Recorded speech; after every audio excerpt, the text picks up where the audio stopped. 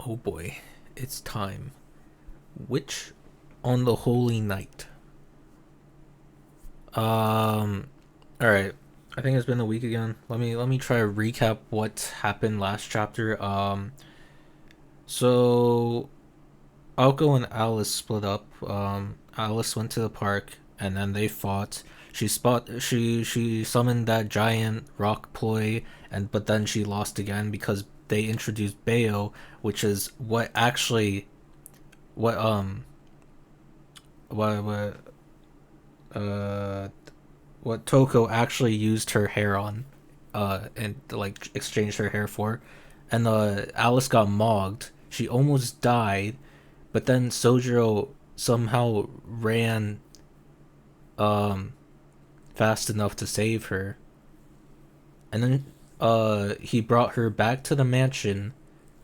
But at the because he did that, um Toko made it clear that he is her enemy now, and that was a price he was willing to pay. And then the chapter ended on a cliffhanger where Aoko called them and said that she failed. I think that's how it ended. Right. Which on the holy night? I'm assuming. Okay, I think I've realized that the title of this story, it has to be referring to Toko, right? Because like I'm pretty sure she is the only character who has been referred to as a witch. So and then Holy Night would be Christmas because last chapter happened on Christmas Eve. So I'm assuming the like climax of this story is going to be on Christmas for the Holy Night. So it's basically Toko on Christmas.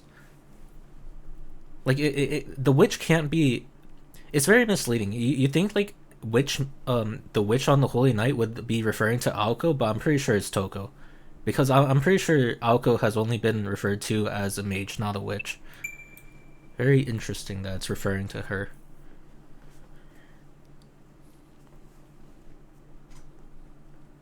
Alright. Aoko had not hung up, but the line remained silent. Alice set down the receiver, quickly put on her mantle, and made for the entrance, moving her injured body by sheer willpower alone. Along the way, she paused, turned to Sojiro, and looked directly at him.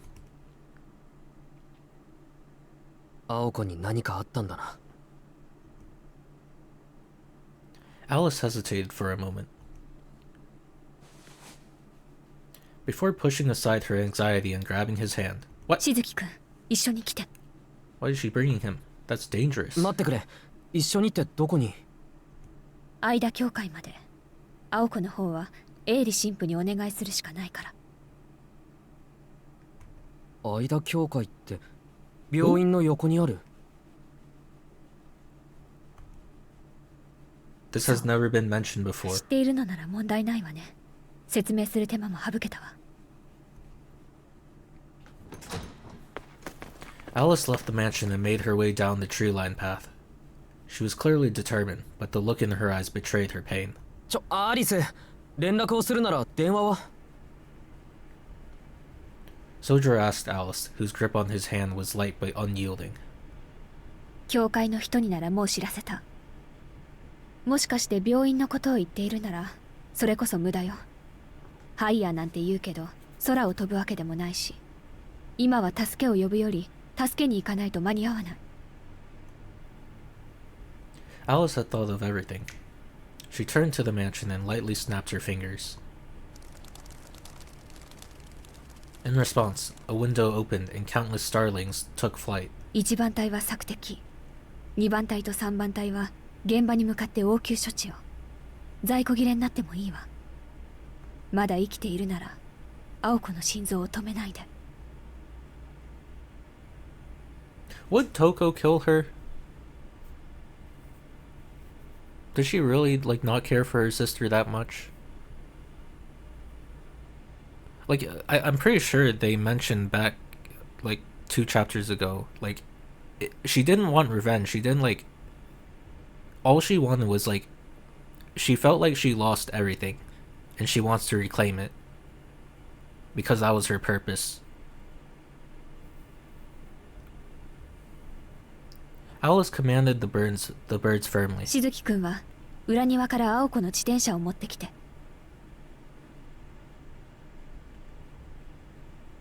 Sojiro let slip his discomfort at the thought of that thing. The custom-made red bicycle. When he was cleaning the incinerator, Aoko had verbally assaulted him for nearly scratching it. いいけど、どうするつもりなんだ、アリスは。ここにいるより教会にいた方がしずきくんは安全よ。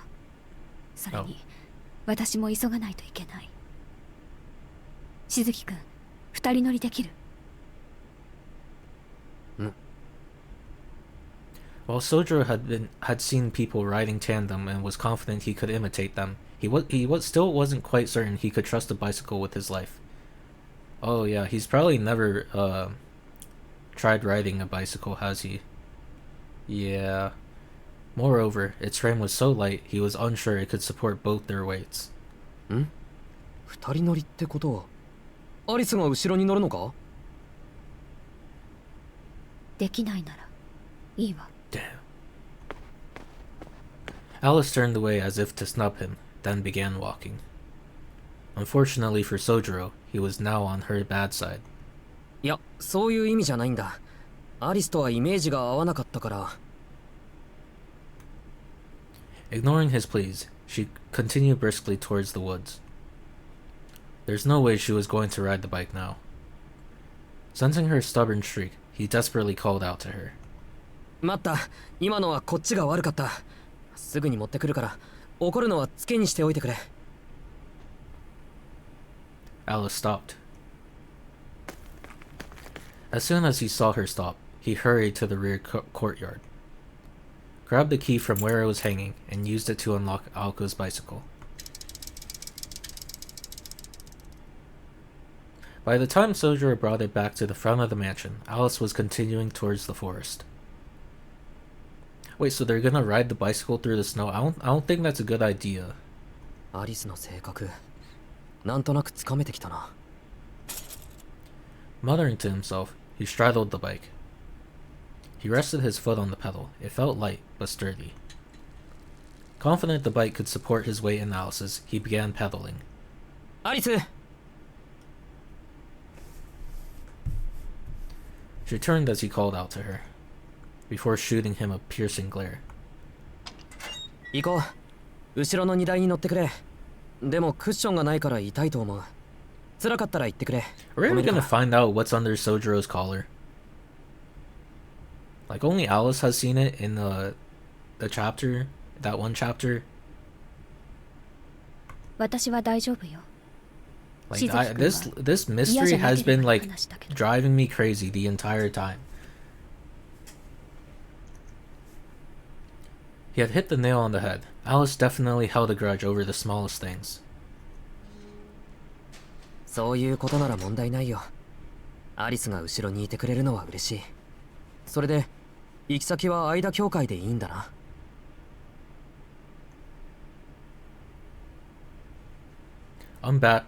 Unabashed and undaunted, he plowed on. His tone seemed to ease Alice's mood. She nodded calmly and took a seat on the luggage rack above the rear tire. 手を回すけど、私が触れても平気。ん？大丈夫だよ。体力があるのはさっき証明しただろ。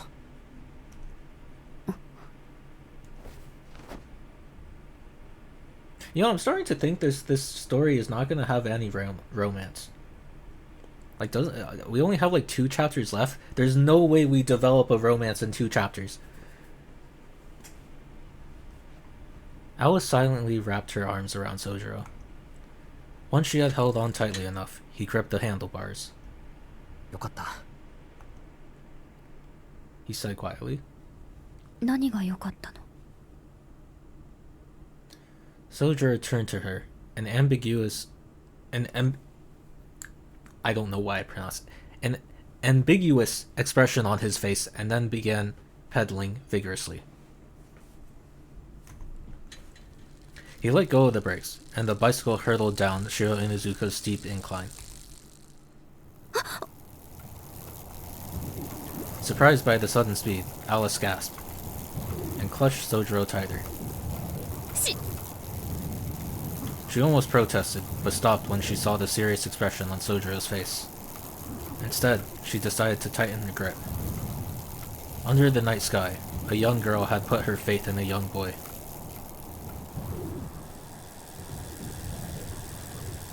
Where are those lights?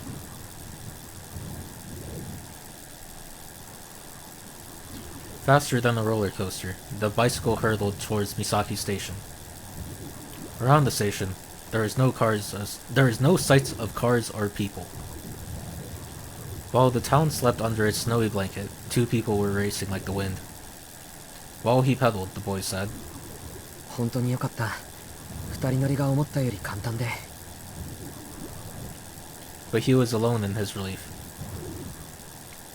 Yeah, Alice is probably freaking out right now. It was their first bicycle ride together, and they spent it speeding down an empty highway. The boy's words were lost to the howling wind, fortunately.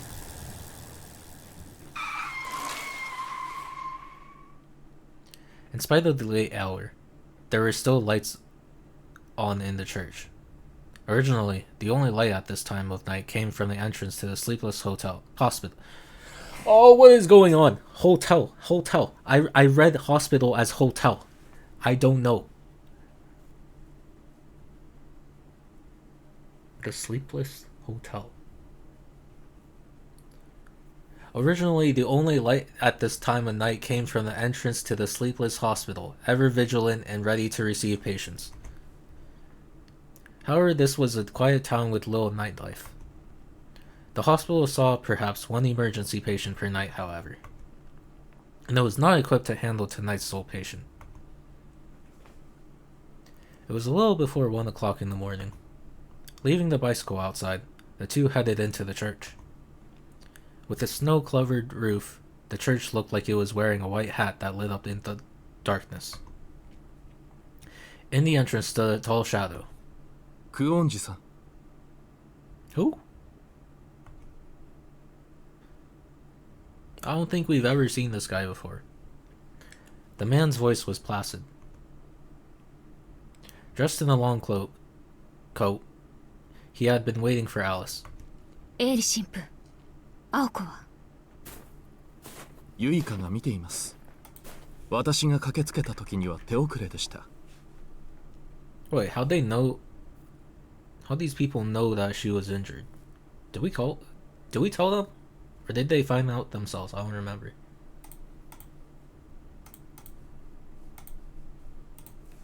青崎の家に伝令を願いたいのですが。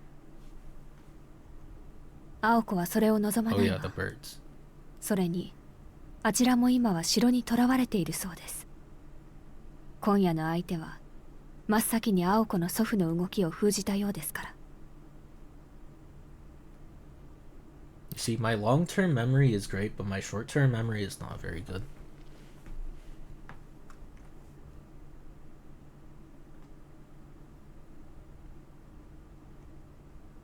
The two exchanged pleasantries.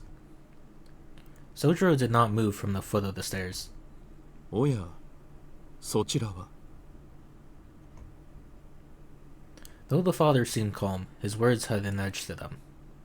It's kind of surprising they're introducing a brand new character with only 3 chapters left. As if to protect Sojiro from his gaze, Alice stepped between them. 彼は青子の使い魔。契約はまだなされていないけれど。Oh yeah, he's probably also a part of the association, so he's probably pissed that he knows Sojiro is aware of mages. 使い魔ってアリス。Sojiro was about to complain, but Alice shot him a fiery glare. The all but said, just shut up and play along. そうですか。そのような申告はありませんでしたが、外部の魔術師と交戦中でしたからね。あなたたちはその撃退を最優先にした。Alice nodded in thanks.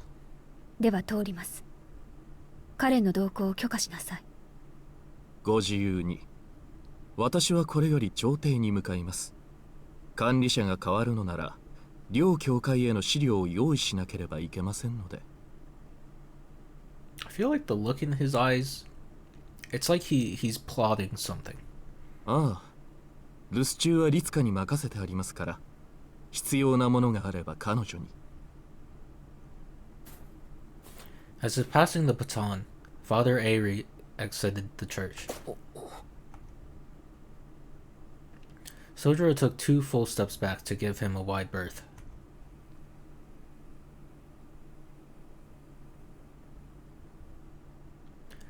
The priest had a dignified air about him. To put it bluntly, he was strikingly beautiful. Straight nose, glistening lips. Not a single imperfection on his mildly effeminate face. But that only went as far as his appearance. His manner lacked any hint of softness or grace. Just by looking at him, you could tell he was a dependable, light-tempered steel, despite being somewhat unapproachable. The priest disappeared silently into the night, the darkness of his coat overpowering the moonlight. In awe, Sojiro watched him leave. なんか仙人みたいな人だな。 In his own way, Sojiro was expressing affection. For some reason, Father Ari's distant tone made him feel nostalgic. Alice gave Sojiro a deathly stare. 気を許さないで。彼は教会の人間よ。私たちを監視する側だけど、今回は彼の手を借りるしかなかっただけ。 The church. 許されるなら、真っ先に消えてほしい人間だから。Alright then. Her curse ringing in the air, Alice placed her hand on the doors to the chapel. They were twice her height, and who knows how heavy. It did not look like she could open them anytime soon. Sojiro climbed the stairs 3 at a time and helped Alice push the towering doors inward. Whoa. The dim light of the chapel brought with it the familiar scent of burning oil. The Ecclesial... What the fuck is that? Ecclesiastical.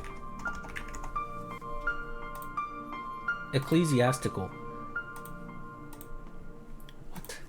That is... What? Ecclesiastical. They're just making up words now. I'm serious. Anything relating to or involving a Christian church, its clergy, or its official institutions. The ecclesiastical interior was breathtaking. The tall ceiling, the stained glass windows on every wall. It all felt intended to illustrate the presence of the Holy Spirit within those chambers. God? Like the foyer in the Kuonji estate, there is not a single heater. The bitter cold made the chapel feel more severe. Ah-chan, こっちよ. Who? Allie, as in Alice? The gentle voice echoed through the chapel, incongruous to its surroundings. It was the voice of a woman. リツカさん、奥。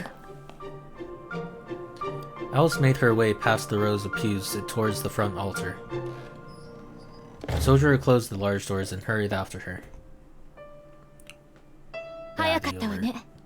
これから迎えに行こうと思ったのに。 I think that's Shizuka Ito. Is that? Mahoyo voice actors. Pretty sure that's Shizuka Ito.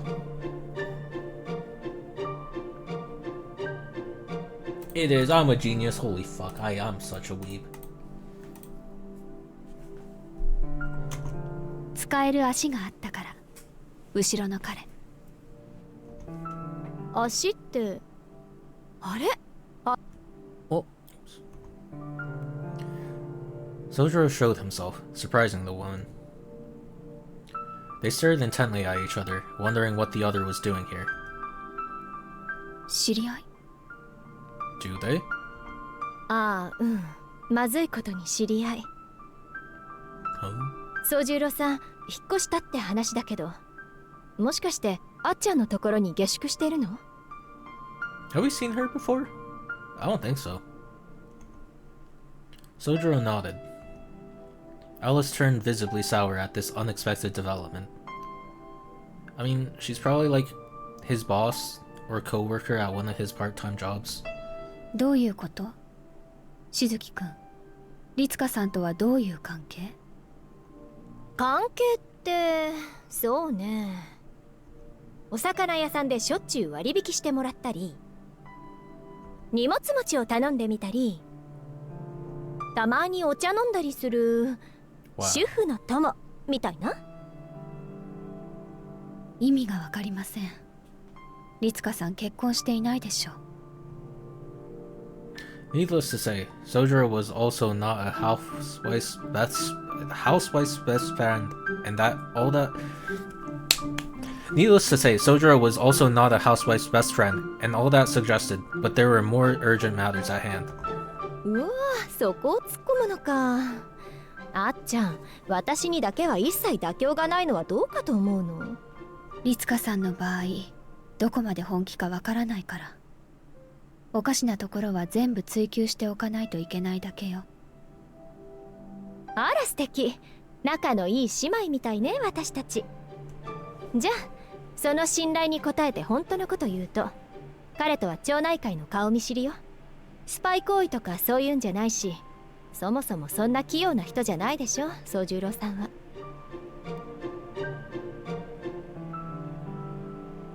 本当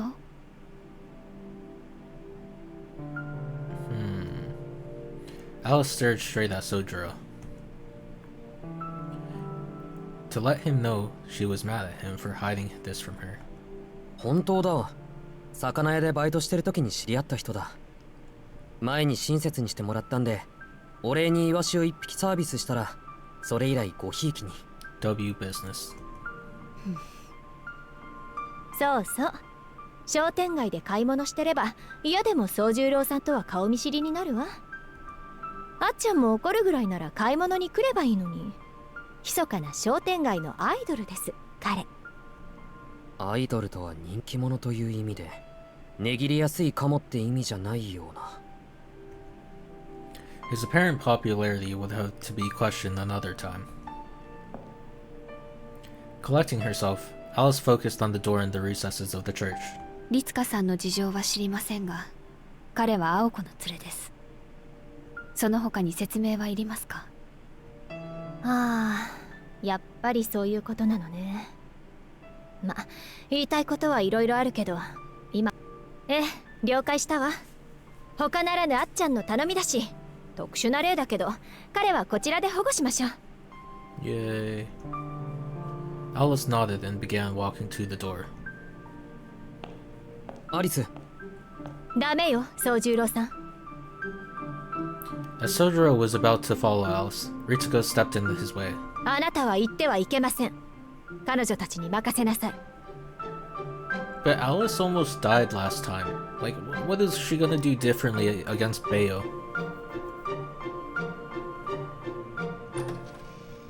Meanwhile, Alice had reached the door and entered further into the chapel. 言ってはいけないって。どうして？あなたのためよ。青子の容体は普通の人が見ていいものじゃない。気分を悪くするだけ。Oh.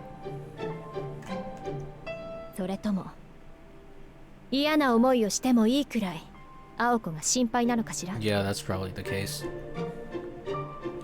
Sojiro was not able to give any immediate answer. It had finally hit him just now. It had finally hit him just how bad a state Aoko must be in. Based on Alice's condition when he found her, he intuited that Aoko's injuries might be even worse. He tried to imagine her expression in that state, but could not. 青崎相手に心配なんかしません。Cat. Literally, he had never been worried about her before, not truly. でも会いに行くのね。はい。He answered her reflexively.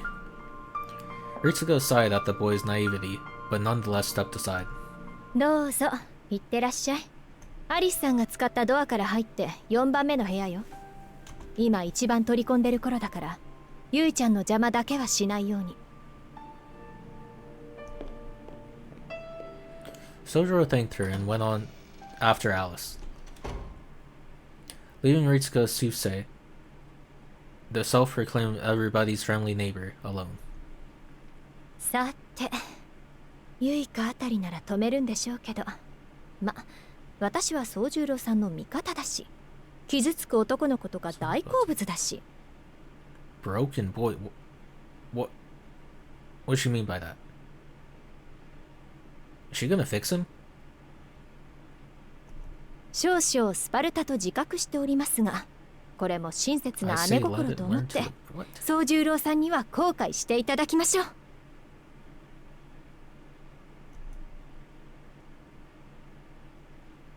She spoke with force, but her words echoed aimlessly around the chapel. With a sigh, she shrugged her shoulders and made the sign of the cross in a rather unpious manner. Pious? Unpious?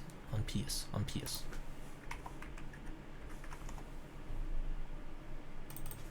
Pious.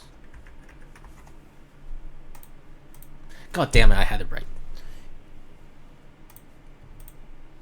The sound of Sojiro's footsteps grew fainter. His lack of hesitation had left a pain in her heart. And not because he did not look back at her, but because he was choosing to ignore the primal fear inside him.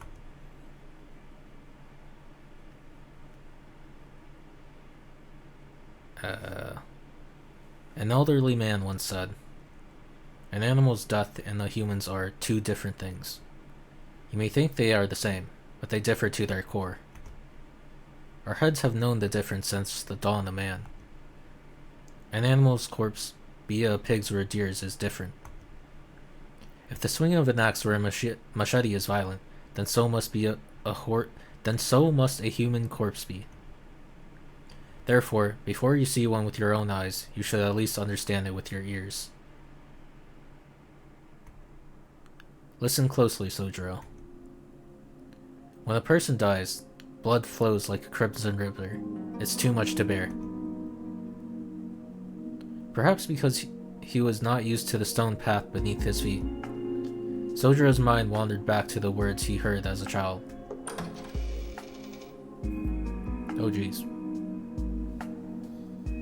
The instant he opened the door, there was a palpable change in the air. The room was small, with only a simple bed and a small wooden dresser. Not true, there's also a chair. And they're on the bed.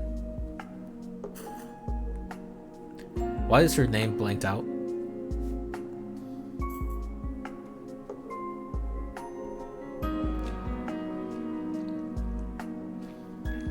Tending to her was the woman he'd just seen in the chapel, Ritsuka. What? Oh, no, she only looked a lot like her. I'm assuming this is her sister then? Her eyes were closed, and her garments were covered in blood. He had met her maybe once before. Yuika Suse, a nun at the church. She was doing something too. Okay, this is actually... Wait, why is it flaked out like that? It's kind of scary. Yuka held a pair of scissors and some thread. Her hands moved delicately, yet quickly, as though playing an organ. Her movements were precise, as if flawlessly reading sheet music. One by one, the supply of bandages diminished. Bandages recently applied to the wounds were quickly replaced with fresh ones. Gauze was placed everywhere to try and cope with the amount of blood. Once white cloth was now dyed red and discarded. The dressings scattered around the floor resembled roses. In a wilted rose garden, the nun played her organ.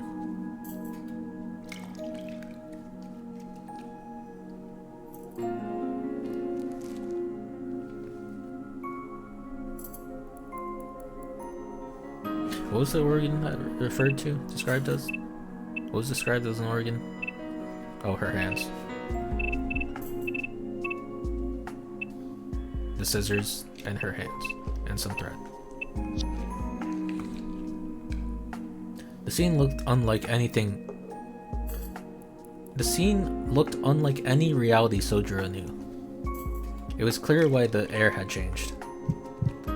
There is a savage odor in the room. Even though he was experiencing it for the first time, he knew what it was. The smell burned his lungs. He could not bring himself to look at the bed. Fighting his feelings, his eyes refused to move there. I mean, they did warn him that it was gonna be bad. He noticed Alice next to the bed. Ever expressionless, she looked like a statue next to a grave. Except she was trembling ever so slightly. It could have been from fear, anxiety, rage, or a combination of the three. Before her lay a life on the verge of death. But whose life? It was difficult to tell with only a glance. Some sort of puppet covered in bandages, perhaps. Her hair should be beautiful, but it fell flat, deceivable. Despite her short breaths, her chest convulsed. Up, down, up, down. Facetious though the thought was, Sojiro recalled the rodeo machine on the roof of the department store. Ah. The painkillers and anesthesia could not have been working. New bandages were soaked crimson in seconds.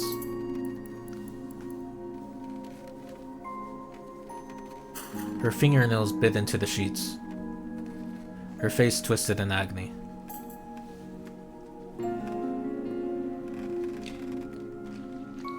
Anesthesia would not be enough, so if she was still alive, she must be conscious too. It worried him that no one seemed concerned about this. In this state, she would surely lose her mind before her life. But she's not screaming. In short, the boy never wanted to see anything like this ever again. Bedsheets should be white, not red. With every blink, the color deepened. Sojiro was finally forced to accept that the bleeding mess in the center of it was her. He felt the blood surge in his veins. The squeaking of the bed, the snip of the scissors, the gasps of agony, it all faded. All he could hear was his own pounding heartbeat. Oh, I guess that explains why... Maybe she is screaming, but that line right there explains why we don't hear it. But we also hear the scissors and all the stuff she's working on moving, so... Is she screaming or is she not? Like, I feel like you'd definitely be screaming in this predicament. The smell of the blood she choked up sent a wave of nausea through him.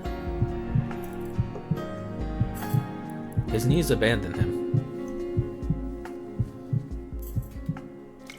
Oh god. Oh jeez.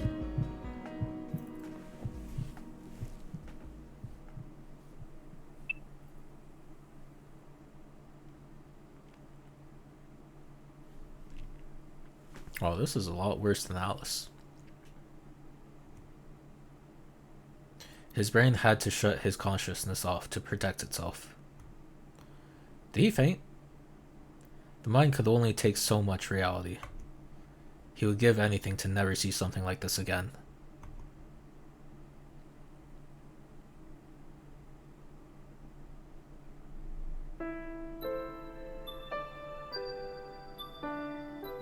そうか。青子ちゃんは全部わかっているんだね。This was them in the past.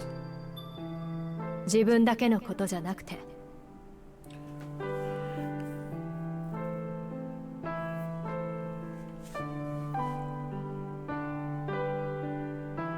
この後に起きることも、何が残って何が残らないのかも、全部まっすぐに受け止めている。それでも自分であり続けられるということは、とても強いことなんだよ。And on she went. I kinda liked her smile, but she just had to go and say the one thing I wish she hadn't. The last day of middle school seems so long ago. So this is Aoka's perspective.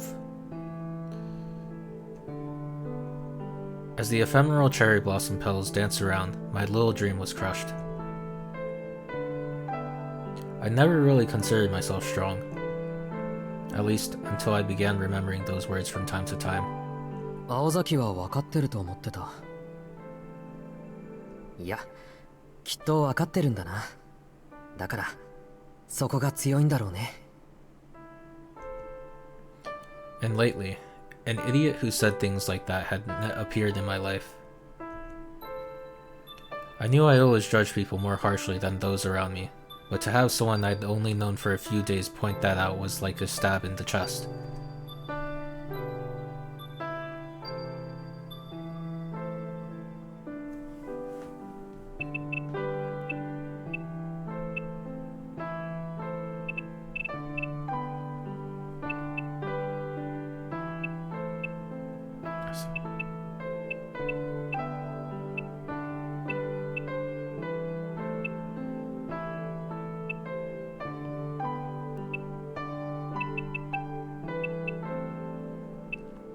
Wait, what was her dream?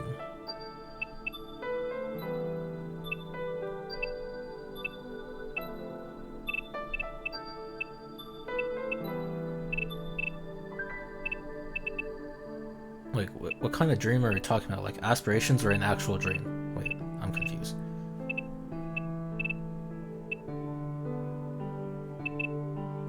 Kind of lights are small bushy.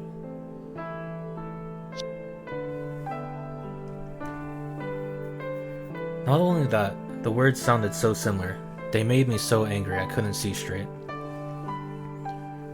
So that's why she hated Sojiro so much, because it reminded her of her sister saying that? But why does she not want to be strong? Only him and one other person have ever said anything like that to me. I guess she never really wanted to be a mage, right? It was kind of just placed on her. Then again, I suppose my sister said the same without actually saying it. You're different from us. But me being me, I took it as a curse rather than a compliment. My actions, my choices, my morals, all the good and bad I've done. When all's said and done, am I really any better than everyone else? Of course I am. I'll never sacrifice myself for those around me. They just had to call me strong, true to myself, in spite of how alone, stubborn, and ridiculous I know I can be.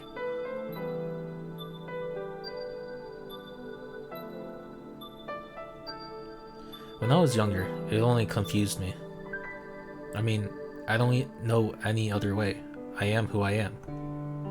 The frustrating fact is, I simply don't have the courage to give up. So why? Why do I get treated special for doing what comes naturally?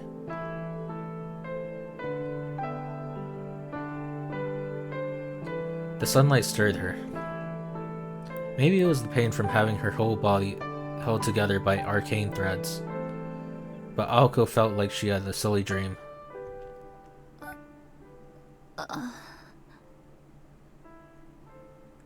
She gulped air through her painful, parched throat. Gray rays of light shone through a small window, bringing her back to reality. She's alive! Unable to bear it, Aoko attempted to roll over. Except, she could only move her right arm.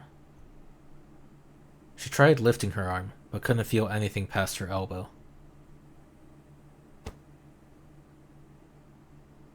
What if Bayo bit off her arm or something and then they just reattached it with the arcane threads?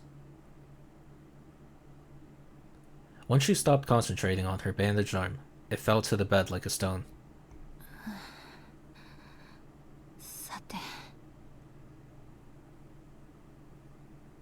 Aoko took in her surroundings, moving only her eyes.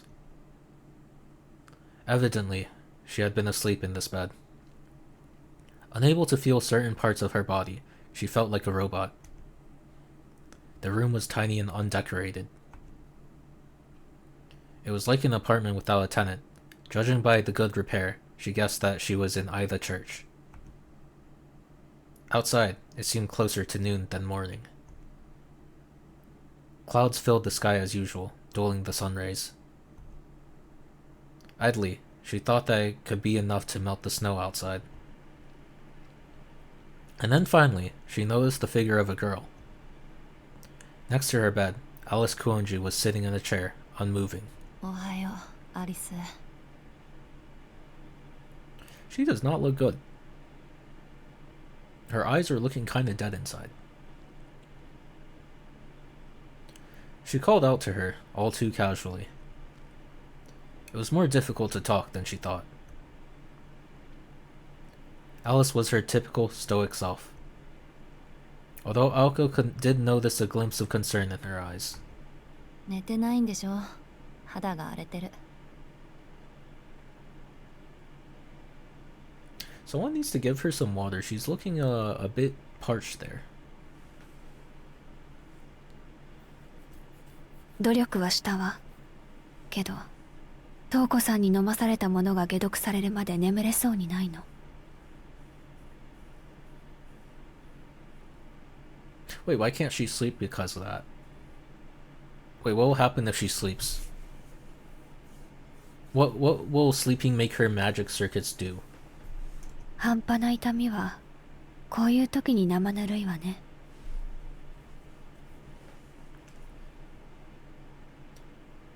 Alice's uncharacteristically vulgar comment helped Aoko feel more like her usual self.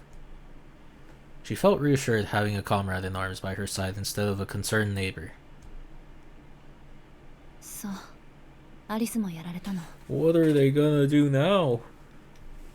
状況は大体予想してるけど、一応細部を聞かせてくれない？ Probably went for exactly the same for how it did it for Aoko, right?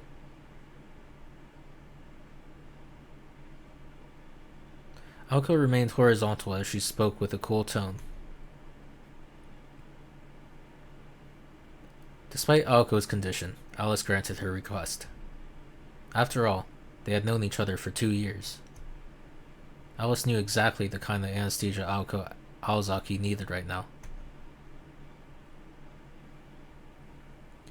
Alice Kuonji's battle with Toko Aozaki ended in the former's victory. The Thames Troll was a specialist familiar even among fairy tale monsters. While lacking the incredible reality warping abilities of Flat Snark, its sheer mass, durability, and strength were second to none. Toko's ruined magecraft was rendered completely ineffective by its stone armor. In all fairness to Toko, most mages would not stand a chance against the bridge giant. The reason lay in the mystic's body. As a general law of magecraft, a mystic will lose to a stronger, older mystic. The history of the bridge giant dated back well over 1,000 years. Its origins could be traced to the 1st century when Britannia was conquered by the Romans. Conversely, despite having roots dating back to the Age of Gods, runes had unfortunately been lost to time. Rune magecraft was little more than an attempt to revive and use a dead art. However, monsters from fairy tales, like the troll, were different. They lived on in the hands of Alice Kuonji. The magical world was vast, but one could probably count on one hand the number of magecraft that still functioned after being chanted into existence a millennia ago, as Alice's ploys did.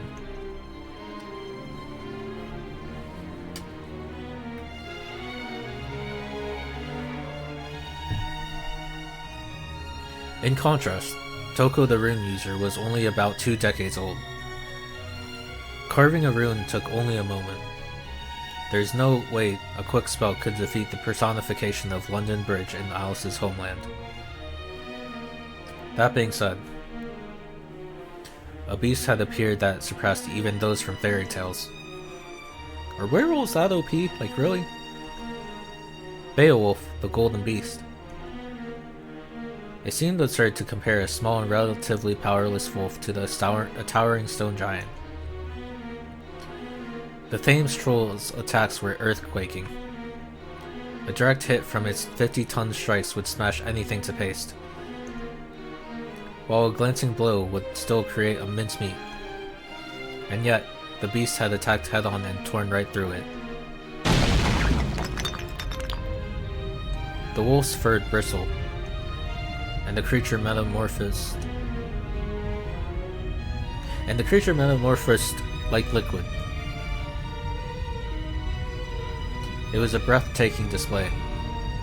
The wolf howled at the moon as if in joy, and streaked forth like a bolt of golden light.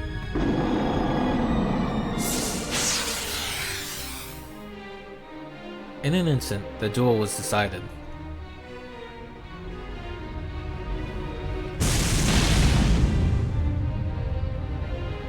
The radiant spear of a wolf flew straight through the giant's chest and sank into its teeth into its heart. The troll exploded.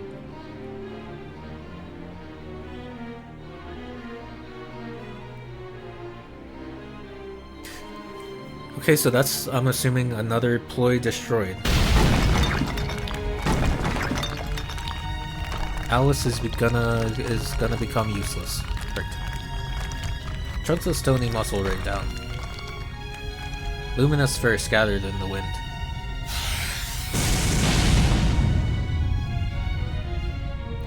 Two mystics dispersed without a trace and returned from whence they came. The curtain fell on a battle straight out of mythology. There among the rebels of the fairy tale monster was the golden wolf, standing like a flame. What came after could barely be described as a battle. It was more like the slaughter of defeated pawns. The wolf leapt on Alice, disemboweling her with ease. Its claws cut through the protective wards on Alice's coat like a hot knife through butter. The golden wolf. This wolf, which understood human speech, could only be the magical creature known as a werewolf. The werewolf, sorry. Werewolves were the forest people of Western Europe, with origins far more ancient than the fabricated vampire legends of the continent. However, none were known to have golden coats. It was said that the most elite werewolf bloodlines boasted silver fur. Silver werewolves were pack leaders, and werewolves of that caliber were considered phantasmal rather than merely magical creatures. But the golden werewolf was superior even to that, and so transcended the human knowledge.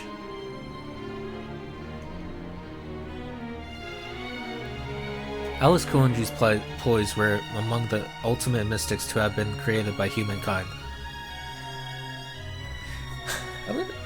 I feel like it's very weird to have because I feel like Mahoyo has been very grounded for the most part, and then this god werewolf comes out of nowhere and just mogs everyone. Because this visual novel has just been it's like the majority has been slice of life. It's like this comes out of nowhere. Like it's like there is no. I guess it's shocking. I guess, which maybe is the point. But there's just no build up to this supernatural like vampires and werewolves and stuff like that. Like obviously there's mages, but like if you're not familiar with the Nasuverse, like isn't this kind of out of left field? I don't know. I mean, Alice can make ploys and stuff, so maybe it's not.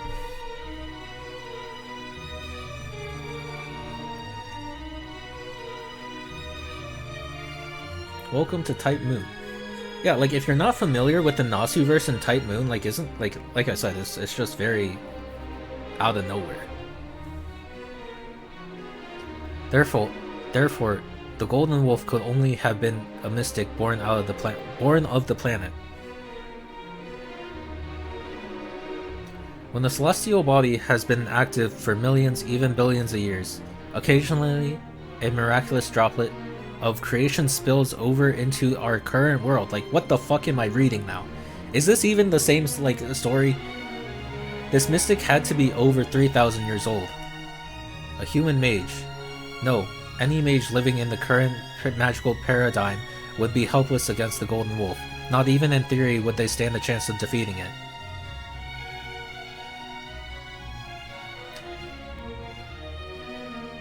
Wait, so why did it accept Toko's hair? Like it sounds that fucking powerful. Does he? Why would he even care about hair? Her hair.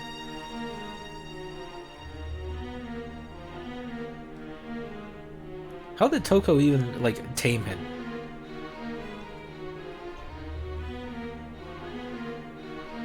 Which meant that this werewolf was Aoko and Alice's worst nightmare. そう。アリスがお手上げの相手だものね。私がどうにかできるはずもなかったわけだ。でも、要は魔術でなければいいのよね。テムズの動力は魔力だけど、テムズのパンチは純粋な衝撃でしょ。当たりさえすればぺしゃんこじゃないの。残念だけど、あれ基本は狼の姿なだけで、状況によって形を変えるわ。テムズの腕を受け止めた時は大猿みたいになっていたし。 His base form was a wolf.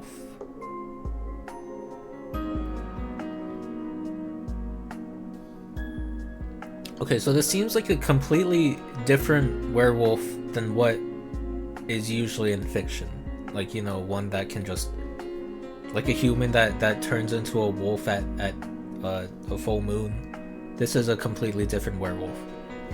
機関銃やロケットで狙ってもかわされるか、体の硬い生き物に変化して防ぐんじゃないかしら。 Even if we used a machine gun or a rocket launcher, he could probably transform into something to defend himself. 地球上の生き物なら何にでも変われるってことか。でもまあ質量までは無理かな。基本は2メートル台の生物のいいとこ取りってあたりで勘弁してほしいわね。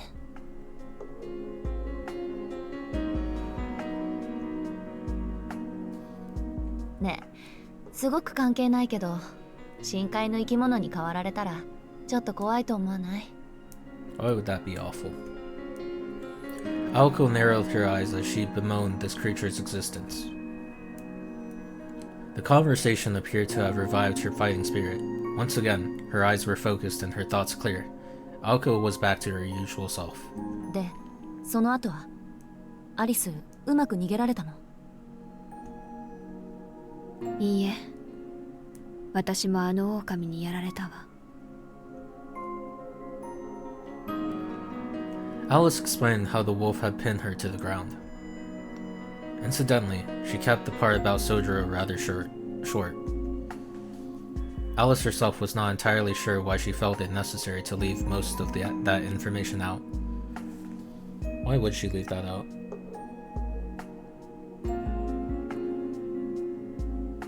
Because she's embarrassed, probably.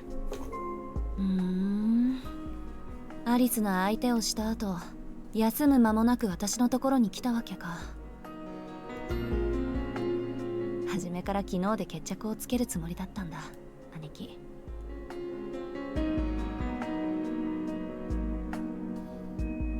姉妹かな。ここぞって時のタイミングは一緒だったの忘れてた。切り札は見せたからには敵を殲滅しなくちゃいけない。姉貴は視点を残り2つにしておいて、自分の正体を告げてこっちの戦力を分けさせた。その時点で奥の手を投入してくることは覚悟してたけど、まさか人狼なんて極物とはね。 Chat, who would win in a 1v1, Gilgamesh or a werewolf? Thoughts? Aoko let out a heavy sigh. Alice nodded slightly in agreement. それはそれとして宗十郎がアリスを助けに行くなんてね。感謝しなくちゃいけないんだろうけど、バカな真似してくれ Probably たわ。 Gilgamesh. Oh, okay. 私が東子の立場なら報復の可能性は一つ残らず排除する。私たちがどうにかなった後、猫の手首ひねるみたいに片付けられるわよ、あいつ。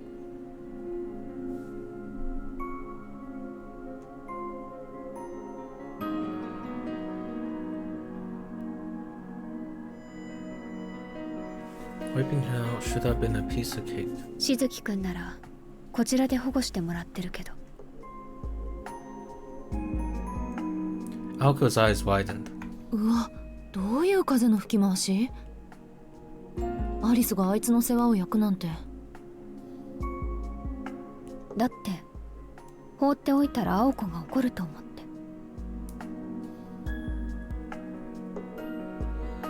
Alice responded with her eyes closed. Alko frowned in silent indignation, as if she wanted to protest where Alice got that idea from. まあいいけど、それじゃあ今ここにいるんだ、宗十郎。姿が見えないけどどうしたの？ Still unable to move her neck, she looked around as best she could. 彼なら気分を悪くして倒れたわ。今はエイリ神父の寝室を借りているけど。 Alko furrowed her brow and collapsed. Sure, he was under the church's protection, but but Toko set the wheels in motion for his death. 何があったの？一体。 Alice paused for a moment before carefully answering the question. それが彼、あなたを見て嘔吐したの。 Damn. She had decided to be blunt. Alko was taken aback. Yeah, that was probably misworded from Alice. For several seconds, dim sunlight leaked through the window. Once she had found her voice again, she muttered. いいけど、ひどい侮辱よね、それって。 True. Perhaps amused, or perhaps exhausted from staying up all night, Alice cracked a tiny giggle. 何よ、そんなにおかしい、アリス。さあ、どうかしらね。けど、しずきくんにも言い分はあるでしょう。今のあなた、とても見られたものじゃないわ。 Alko appraised her physical state. She was dressed in a hospital gown. Bandages covered the majority of her body. Her right leg was in a plaster cast. Since she could move her right arm, she brought her bandaged fingers up to her throat. そっか、思い出した。 Hmm. あのガキ、まず私の首元に噛みついたんだっけ？ How'd she not just instantly die from that? How'd she even call the phone after that? I guess her magic circuits protected her enough? すごかったわよ、首が噛み砕かれるのって。ゴキンって音が頭の中に響いて、気持ち悪いったらなかったわ。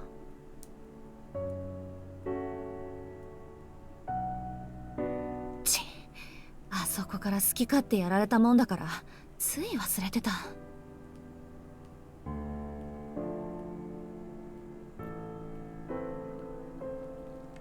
She felt more grossed out than terrified that she was about to die.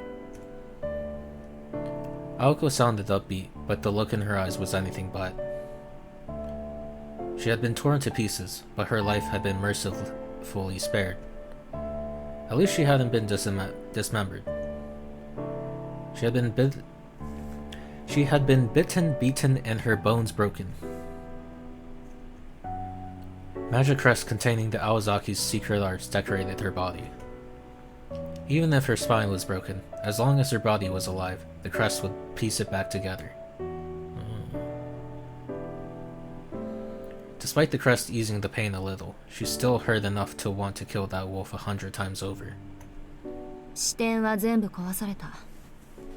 Yeah, now what? We lost. これで三崎氏の霊脈はフリーってわけね。全容を把握してるのはうちらだけの特権だったけど、東子は昔から知ってる以上、解析の手間もいらないと。真剣な話、所有権の書き換えまで何時間かかると思う？東子さんなら2日かからないでしょうね。 But what is she gonna do when she has the rights again? Is she just gonna chill? Like, she got what she wanted. Like, she's not that evil. She just wanted to reclaim what she felt was hers. 視点の修復は土地そのものに任せるしかない。視点のプロテクトが治る頃にはこの町はもう彼女のものよ。 It's not like she's killed any innocent person. She just wants to stop Aoko and anyone related to her.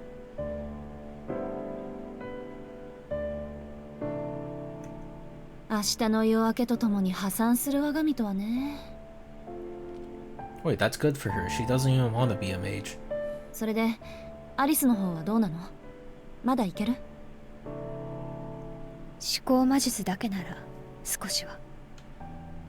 あとは小道具に頼ることになるでしょうね。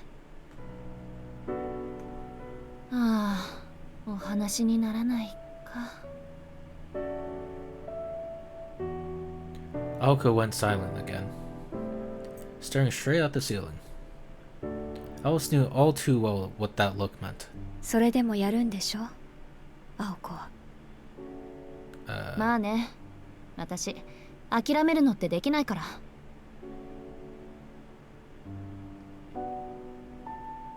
で、そういうアリスはどうなのよ。私は一度自分のものになったものは決して人には渡さない。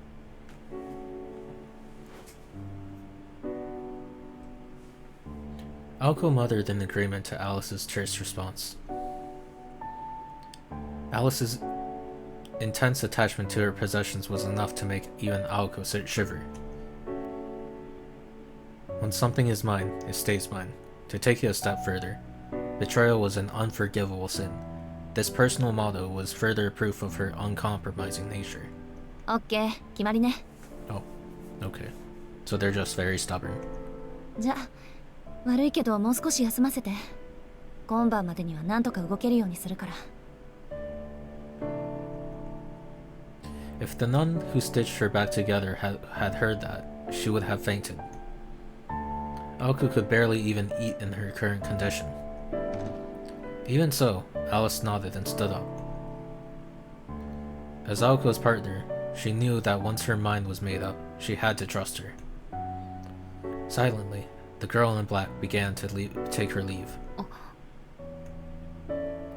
She stopped in the front of the door, her hand to her mouth.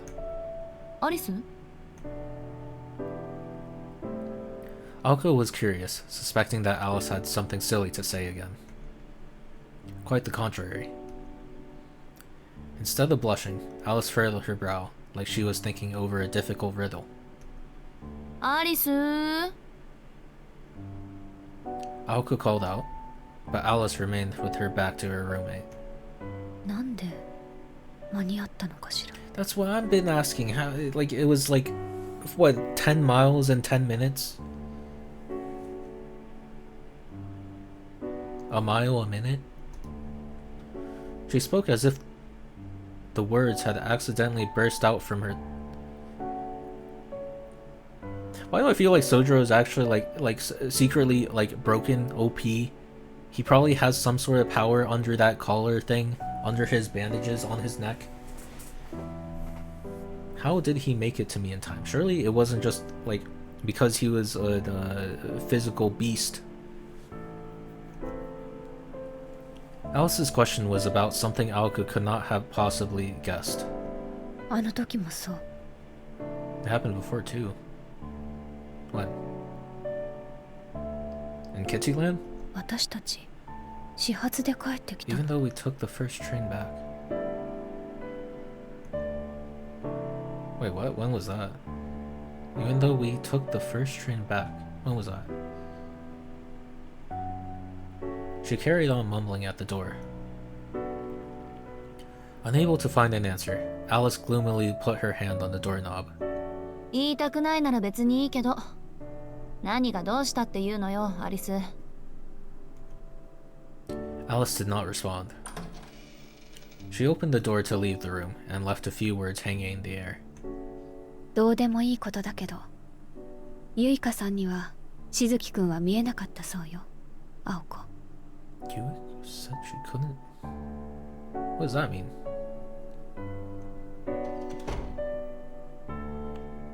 Said she couldn't see. Like literally or like...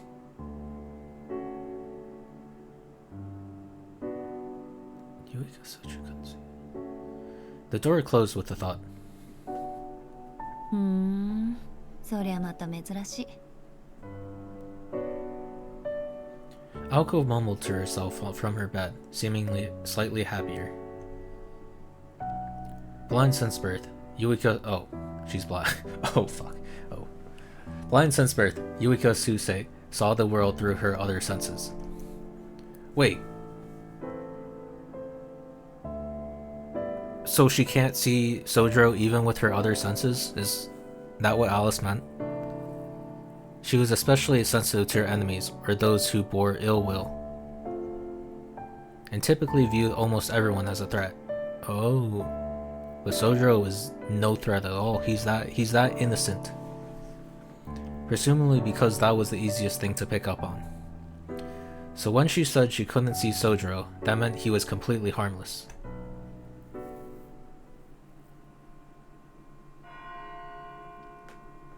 And then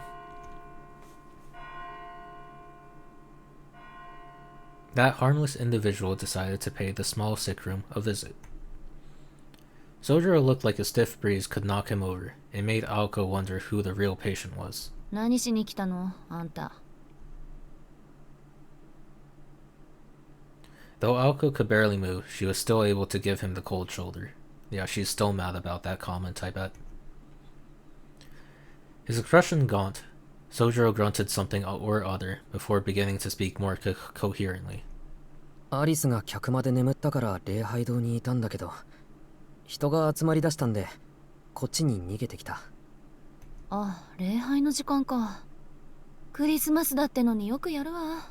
The Holy Night. It was indeed Christmas, but regular Mass was on Christmas Eve. The ones gathering in the chapel must have been truly devout followers. Tourists were rare in Misaki after all. So much so that almost no one visited the area this time of year. The worshippers must have been locals. それで別にどうってことないでしょ。探せば顔見知りもいるんじゃない？ Aoko was as distant as ever. She clearly had not forgotten the fact that he vomited when he saw her, and a hint of spite leaked into her voice. Then again, いや、ちょうどいい機会だから、いろいろと聞きたくなって。少し話をしていいかな。since Aoko was always in a bad mood, Sojiro did not pick up on anything out of the ordinary. She wanted to tell him to go drink some water because he looked ready to collapse, but he didn't seem aware of his own condition. And to be fair to him, Alice did say Aoko was in bad shape. Given how unaccustomed to blood Sojiro was, it was no wonder he had fainted. ああ、そうか。話なんてまだ無理だな。すまない。出直してくる。Sojiro seemed to have misunderstood Aoko being deep in thought as not having enough stamina to speak. Naturally, this did not sit well with Aoko. 待ちなさいよ。話だけなら別に構わないわ。やる気持て余してるし、暇つぶしがてらに相手してあげるわよ。ま、退屈しのぎにしてはちょっとグレード下がるけど、この際贅沢言ってられないし。Sojiro sensed this was going to be rough, but took a seat on the chair next to the bed. で、何が聞きたいの？ Aoko spoke energetically in an attempt to distract from her weakened appearance. Naturally, she knew she was fooling no one. やっぱり青崎は強いな。Oh no, he said the 安 thing 心した。 again.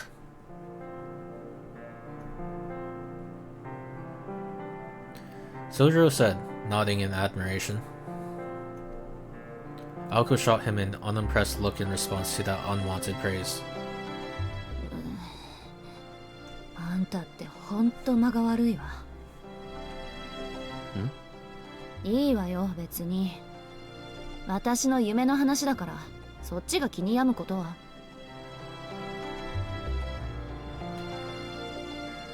She glowered, remembering. Come to think of it, almost everyone in her dream was here in the church, turning her dour expression into a It's an irritated one, not a irritated one. That's another typo. やめやめ、こんなつまんない話。聞きたいことがあるなら手っ取り早く済ませちゃってよ、宗十郎。よかった。じゃあまず今の状況を聞かせてくれないか。東子さんの話じゃ俺も無関係じゃないそうだし。Sojiro spoke calmly, making Aoko wonder if he really understood the gravity of his situation. He was Toko's enemy now. He was defenseless and needed protection. Neither Aoko nor Alice could help him, and the church could withdraw their sanctuary at any moment.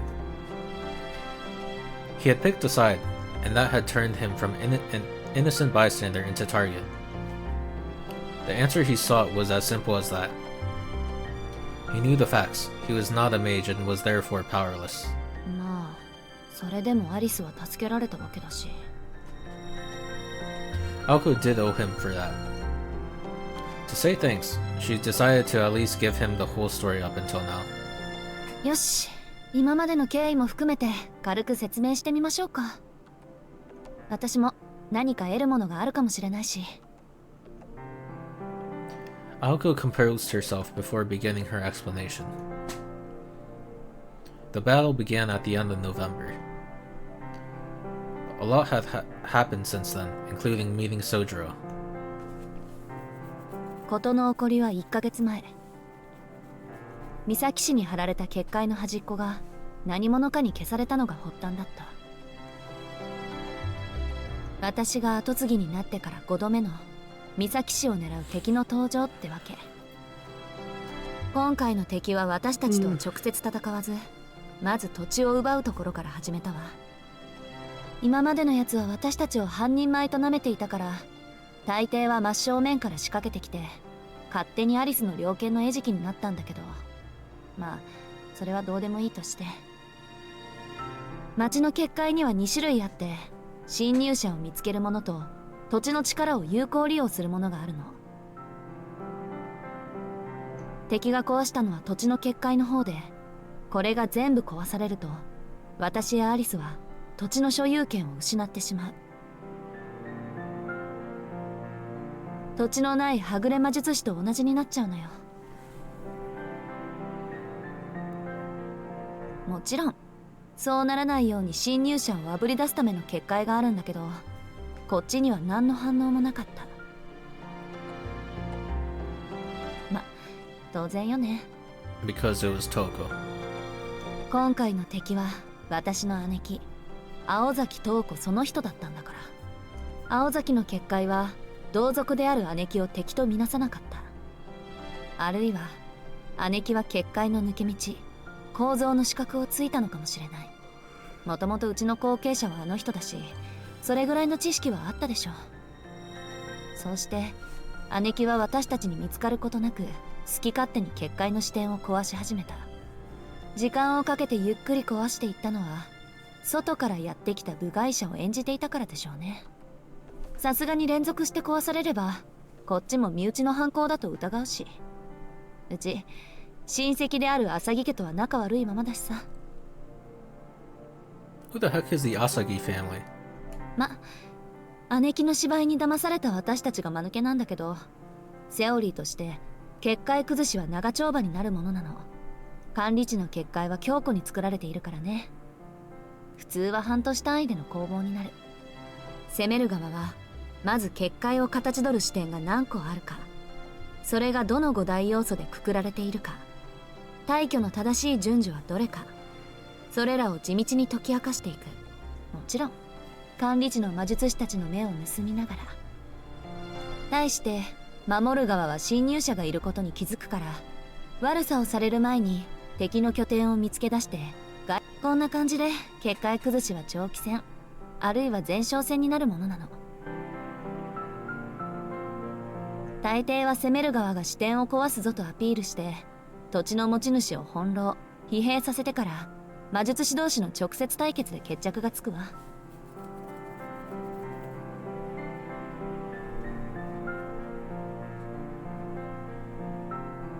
なんで結界を全部壊す必要はないのよ。管理地の持ち主を始末した方が早いし、その後は術式さえ解読しちゃえば土地を結界ごと横取りできる。わざわざ壊して作り直すより、昔からある結界の方が土地に馴染んでいて強力だしで一石二鳥でしょ。 That was how Aoko and Alice were duped. They never thought the enemy would waste the time and effort needed to break all the sigils. だから私とアリスはとりあえず受けに回った。視点を探すために町を調査している敵を待ち伏せて、これを片っ端から倒そうって。でもそのうちの一つがケチのつき始めだった。三崎町の公園で山張って待ち受けていた時、Oh, so ど it's うでも our いい fault. 第三者が覗き見してやがったんだよ。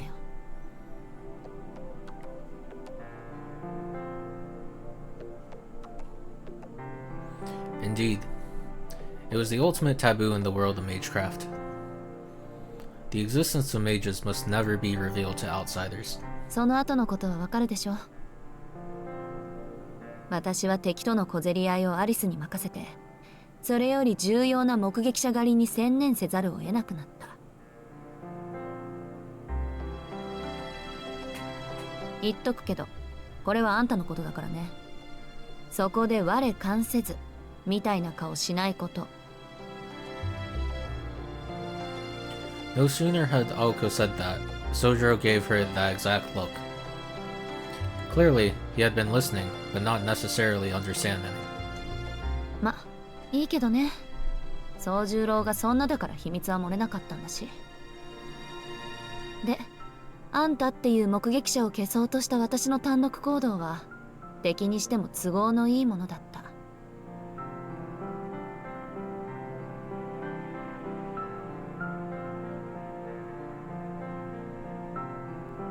強敵であるアリスがいないんだから、敵はこれを機会に私を始末しようと特注品の人形を差し向けたと思っていたけど、あれはただの嫌がらせね。間違いなく。そうでなきゃ私そっくりの人形なんて派遣するかっての。 I don't know, it got pretty close to killing us. Sojiro nodded, thinking back to the Aoko replica. あれのことは忘れてちょうだい。まあそこから先はあんたもうすうす知ってるでしょ。私とアリスは敵との戦いに専念することになって、毎日のように捜査の手を空振って決戦の夜を迎えて、今はこうしてる。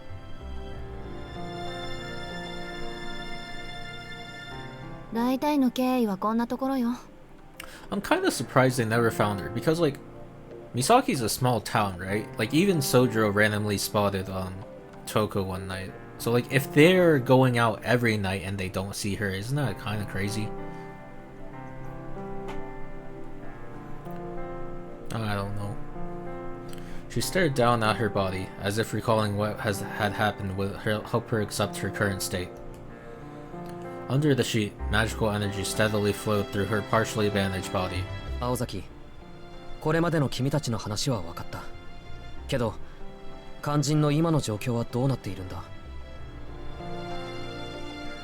It seems pretty obvious.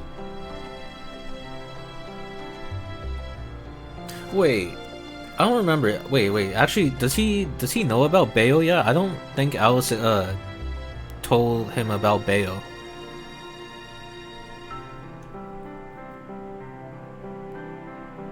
More than anything, he wanted to know what had happened to her the night before. バカね。状況も何も完全に私たちの負けじゃない。 Judging by her tone, she would have raised both hands sarcastically in celebration if she could. 負けた？ Yeah. 事実は正しく受け止めなくっちゃね。5つの視点が全部壊された時点で勝負はついたの。管理地の所有権は宙ぶらりで、明日には東子の手に渡るでしょう。で、それを阻止したいこっちは、私もアリスもこのありさま。もう立場は逆転したから、これから私たちは挑戦者。つまりはぐれ魔術師ってことよ。But they just had to be so stubborn. They could just give up, but they won't. Which meant that Aoko, Alice, and Sojiro only had a few more days with which to utilize the church's services. Ida Church was not only an arm of the Mages Association, but also a branch of the Holy Church that monitored heresy. Aoko and Alice were owners of Misaki City's spiritual lands, but they belonged to neither of these organizations. The only reason the church helped them at all was because they were the land's administrators. Once those rights were lost, the church would have no reason to provide any further aid. エイリ神父はコウモリだから私を助けてくれたけど、ユイカさんは教会の代行者だから、傷が塞がったなら明日にでも出て行けって言ってくる。教会にとっちゃ魔術師なんてもともと排除すべき商売敵だからね。バカリツカはま、泣きつけば力にはなってくれるでしょうけど。Sojiro understood little of what Aoko was talking about. そうじゃなくて、青崎、昨日の夜何があったんだ。Sojiro pressed her, and Aoko really wished he had not. 見てわからない。惨敗なんてものじゃないわ。喉に食いつかれる。体中好き放題噛まれまくる。挙句に右のももなんてなくなってたそうよ。ま、アリスのチョコレートのおかげで出血死は免れたけど。Chocolate?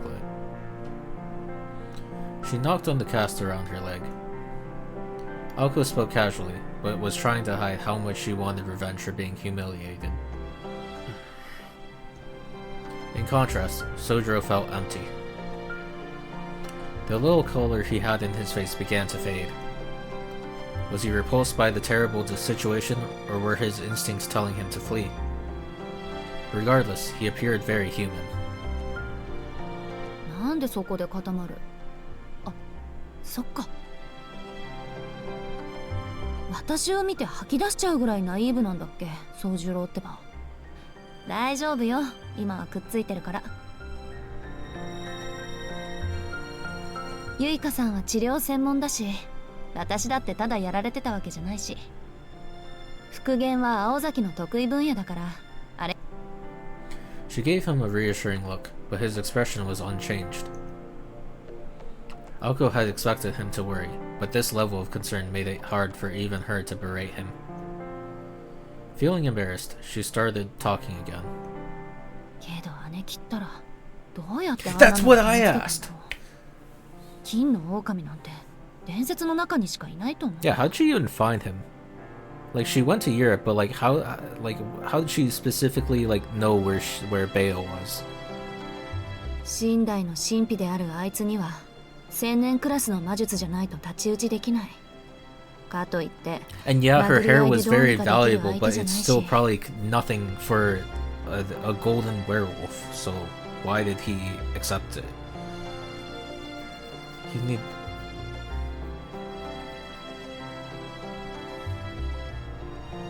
As images of the night before entered Aoko's mind, she bit her lip in anguish.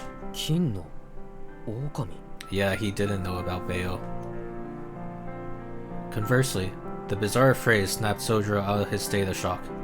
そう、黄金の人狼。金狼って言った方がいいのかな。狼男って言ってもわからないわよね。人間と狼のいいとこ取りみたいなやつと思えばいいわ。Purple.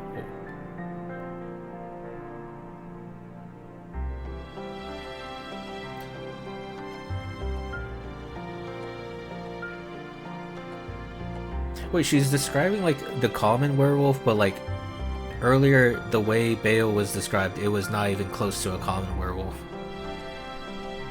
野獣というより魔獣の類よ。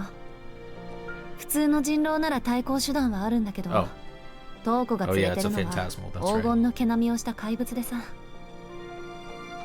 It shouldn't even be called a werewolf then, because they are completely different beings. あれは原初の人狼の血統で魔獣を通り越して幻獣の域に達している。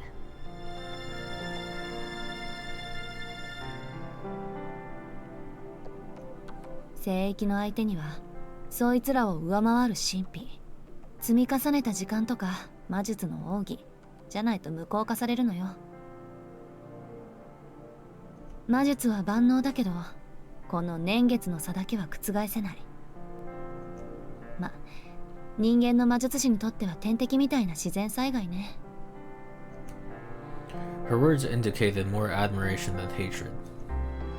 The way she whispered about the wolf strangely made sense to Sojiro. 何？いや、要するに青崎たちじゃかなわない相手なんだな。なんてひどいやつだ。アリスはお腹が裂かれてた。青崎は傷ついてないところはないぐらいだ。子供なのに。いや、子供だから加減がないのか。Sojiro's face was a ghostly pale as he muttered nervously. Aoko merely nodded in agreement. ほんと。人の体を何だと思っているのかしらね。あのお子さん。なぬ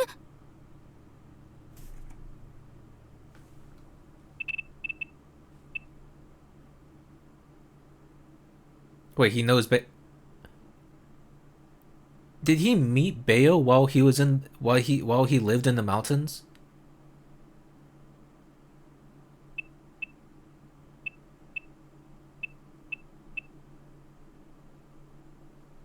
Remember that chapter I told you to pay attention to?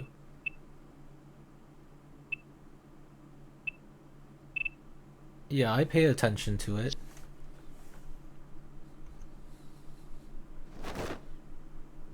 Aoko raised her head. She looked as if she had seen a ghost. 今、子供って言った？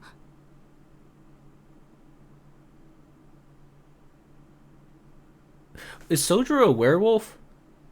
Even older than Bayo? No, there's no way.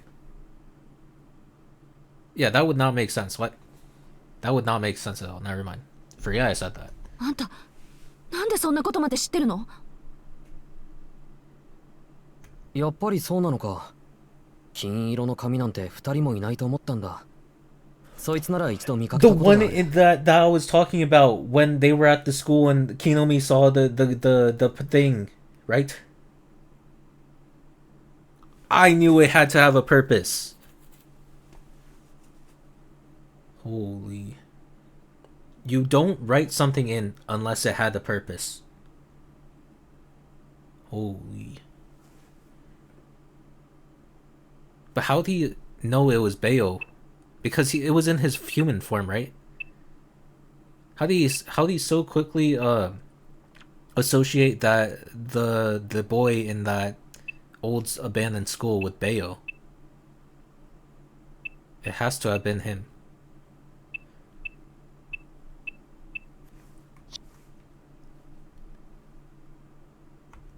Aozaki が口にしたような怪物じゃなかったけど、森の奥で。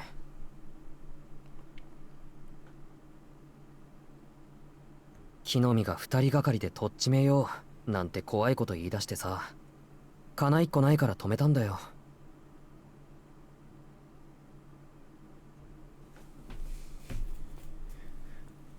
His tone was as curious as the things he was trying to articulate. Aoko, however, had more pressing matters. Much more pressing. 見たって、どこで？学校の旧校舎。I'm so confused how he made that association between a boy and a wolf. 一度だけアルバイトの時に牛肉50キロを生で届けたことがあって。Oh. He delivered... Oh. Maybe he saw him in the wolf form one day while doing his job. この大バカ者！ What? A strangely satisfying slapping sound rang out. Ignoring her wounds completely, Aoko had grabbed a slipper and thrown it at Sojiro's unassuming face as hard as she could. She panted as Sojiro was knocked completely out of his chair. For a while, neither moved. なんで怒るんだ、青崎。The boy asked, unfazed, as he slowly picked himself up. He sat cross-legged, as Aoko scowled at him like an enemy.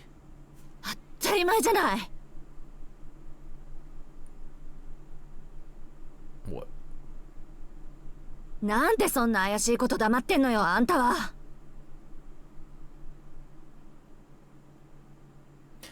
But like, this is Sojiro we're talking about. Like, he sees a bunch of crazy stuff in the city he's never seen before. Is he supposed to explain everything to them? He probably thought it was like another normal thing. 言うほどのことでもない。Yeah. 第一、君たちにこんな話をしても怒られ He るだけ thought じゃな it い would have か。just been insignificant and they wouldn't have cared because it was probably just another thing in the city. Aoko knew he was right, and so she swallowed her words. She imagined themselves at dinner. ところで今日、牛肉の山を担いで届けたんだ。一匹丸ごと。Was that a い line? や、ある Wait, とこ I ろ do には not あるも remember のだ this ね line. お金と食欲。So he did see him in Bayo in the wolf form then. What chapter was this? Chapter 8? Chapter 9? It had to be one of those.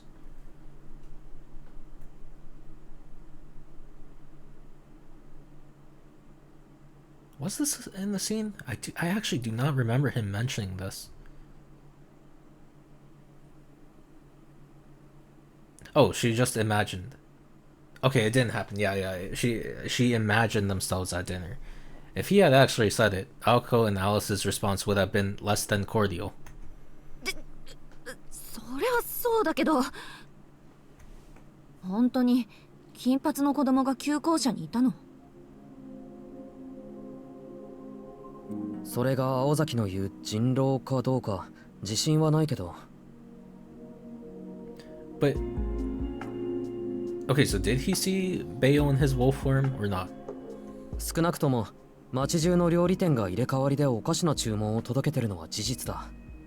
駅前の大デートなんてお得意様だって。確かに食事のたびにあいつを外に出してちゃ目立つだろうけど。She did not want to believe it, but the child had to be the werewolf. Could Toko really have been so careless as to hide him in plain sight? It didn't matter at this point. Yeah, like honestly, it's like really insignificant. It's just interesting. With the werewolf's habitat revealed, Toko's base had been revealed too.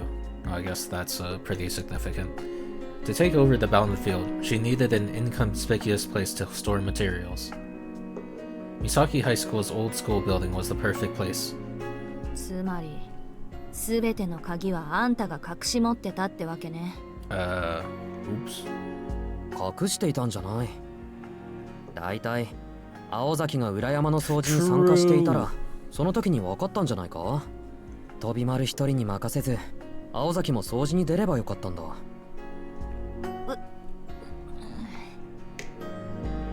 In response to Sojiro's infallible logic, Aoko snapped her fingers.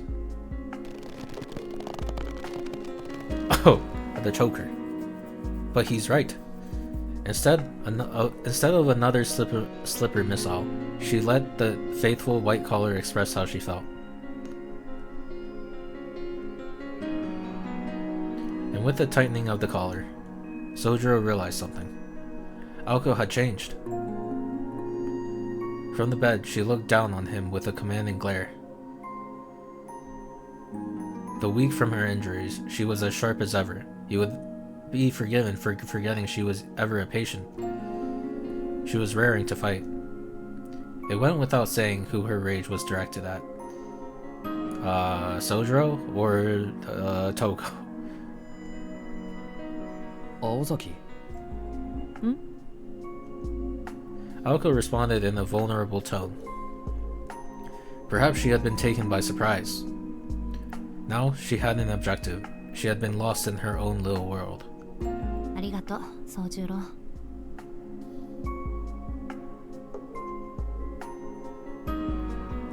He expected her to be sarcastic, but this was different. She was genuinely thanking him. He had never known her to be like this and was taken aback. あのね、とにかく瞳子の居場所が分かったのはあんたのおかげだから、礼ぐらい言っておこうと思ったの。それがお気に召さなかった？いや、お礼を言ってもらえるのはいいことだけど、まさかその体で瞳子さんのところに行くつもりか？ His tone was closer to scolding than sympathetic. Aoko simply nodded resolutely. 取られたものは取り返すものよ、宗十郎。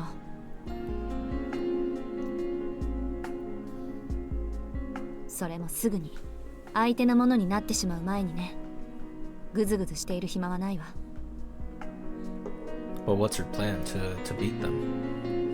She sounded unshakable. Even so, Sojiro would not back down. 勝ち目がなくてもか。暇はないと言うけど、今はそれ以上に休息が必要だろう。その傷だって今は見れるけど、昨日はひどかったじゃないか。生きていたのが幸運なぐらいだ。違うわ、あれは幸運なんかじゃない。そんな玉かっていうのよ、瞳子が。幸運じゃない。 She let him live? She let her live? そう、瞳子はね、私が生き残れる程度の傷にとどめたのよ。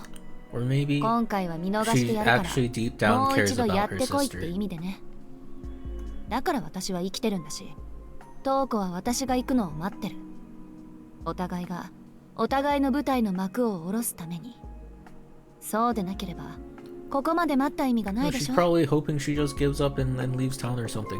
嫌だけど、あんたの言葉を借りるならね。Irritation tainted Aoko's words. From the side, she looked terrifyingly serious. She was ready to fight to the death. Toko had given her little choice. Sojiro could understand neither sister. Neither. 殺すために生かしたっていうのか、瞳子さんは。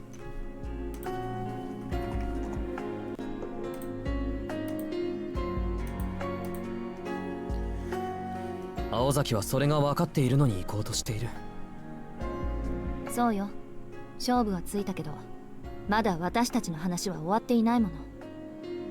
確かに全開してから行った方がいいに決まってるけど、そうしている間に瞳子は岬の深部にたどり着く。そうなったら私の最後の切り札さえ使えなくなる。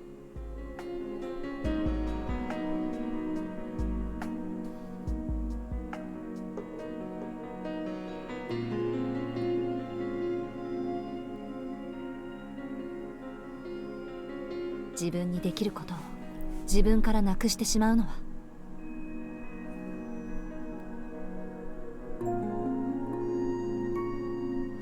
Though the pain in her azure eyes was not as deep as the pain of death.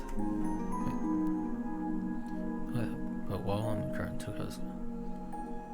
Wait, what's her trump card?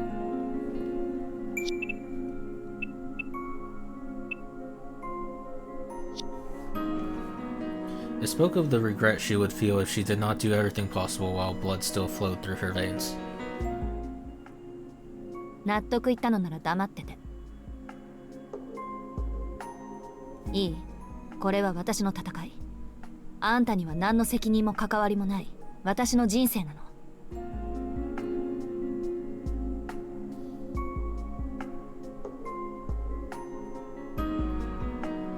座して死を待つなんてまっぴらごめんよ。勝つ気があるならいつまでもベッドで寝てるわけにはいかないでしょ。 Sojiro was dumbstruck. Aoko could never let anyone else get involved. Whether that was because she cared or cared less, he could not tell. What he did understand, though, was if he wanted to stop her, he would have to do so with his bare hands. And he knew better than to try that. Even so, he had to ask one last question. If he did not, he would not be able to live with himself after leaving this room. わからないな。青崎はなんでそこまでするのか。 True, just give up. 俺には想像もで I き mean, ない。 it actually just comes down to her being really stubborn, right? That's 君を just how 縛って she いるの is. は義務と強制。どっちなんだろうね。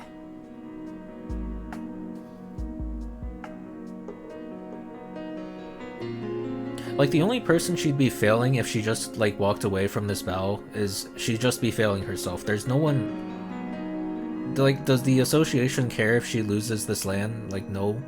Her... Oh, wait, her family is alive, aren't they? They're just away from town, right? Okay, maybe they would care? I don't know. There is a sadness in his eyes. However, Aoko was unmoved by them. らしくなく難しいこと聞いてくるのね。いいわ。口にしても仕方のないことだけど答えてあげる。その2つはね、常に私を圧迫してるものだと思う。 Obligation, or what was the other thing? Oh, she's just forcing herself. けど勘違いはしないで。義務も強制も誇りも恐れも Just all comes from 周 her. りから与えられたものじゃない。トウコと戦うのをやめたところで祖父は私を叱らないだろうし、ここで逃げてもそれはそれで That's what I said. I might be a genius. Man, I understand these characters だから so 他 well. 人は関係ない。本当に意味なんてないのよ、何にだって。でも私はトウコから逃げたりしない。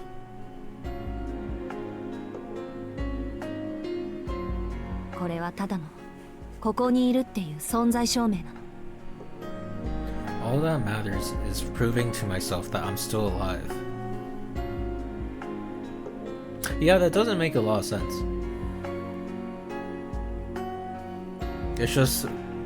She can say that all she wants, I'm just saying that she's stubborn. 私は単に意味がないからこそできることは全部やる Her って life 決め has た no だけなんだ meaning, から。 and that's why I can do anything. With fiery passion, Aoko Aozaki said her piece. Sojiro was left with the pang in his chest. He did not know why, but her words angered him. And again, at the same time, her self-confidence had him in wonder. Even though she had said that her life had no meaning, her stubbornness gave meaning to I am a... No, wow. じゃあそれが Am I a genius? たとえ I'm kind of impressed by myself.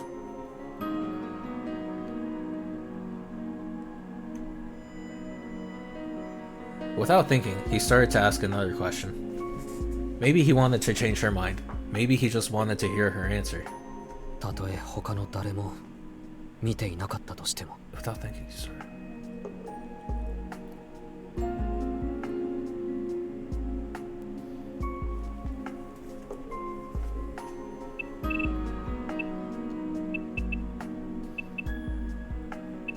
I know that my life has no meaning, and that's why I can do anything.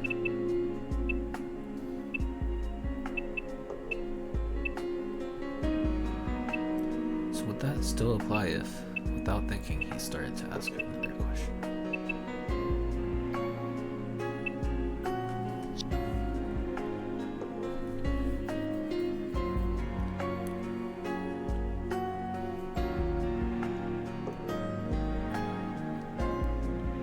It came out as a murmur. What the... Indeed, if no one was watching, no one could know that she had fled. This was the situation Aoko was in. Even so, she shot him down instantly. あら、見てるわよ。少なくとも私自身がね。 Yeah, because she's always just held herself to a high standard.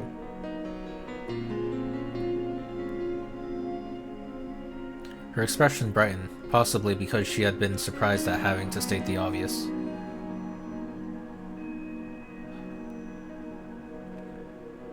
I think this scene has made me appreciate the first two chapters a lot more.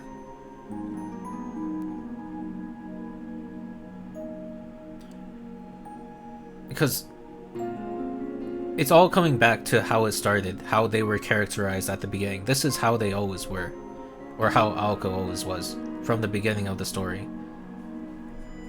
And they made that very direct, I guess. They laid it out in the beginning that she's just very stubborn and she holds herself to a very high standard. Sojiro was wide-eyed in shock, but Aoko remained nonchalant. 知らないの宗十郎。生きてく上で一番の観客っていうのはね、他ならぬ自分自身なのよ。だから人生っていうのは油断ならないんじゃない。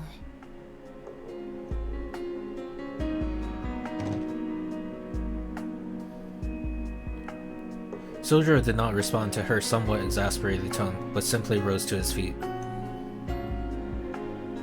He looked defeated, which was not like him at all. 宗十郎 It's hopeless.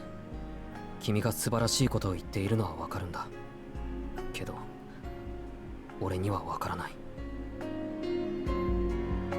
Yeah, he can't see herself in her shoes. Himself in her shoes. He meekly walked toward the door. As he placed his hand on the doorknob, he paused. For a few seconds, he fought with himself, desperately trying to think of something to say. No words came forth, and so he opened the door, which swung with a strange creak. He left the room. After watching him go, Aoko turned her gaze towards the window. It was nearly evening. A thin veil of darkness was starting to descend on the town outside.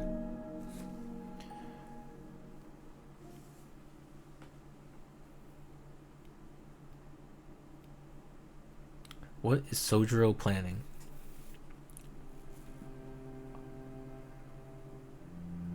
By evening, only Sojiro remained in the chapel. He sat alone at the end of the pew, slouching helplessly like a guilty believer ready to confess.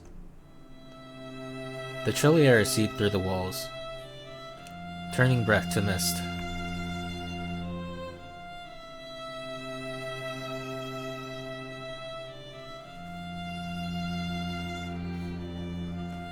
The frigid air stole the heat from the body without mercy.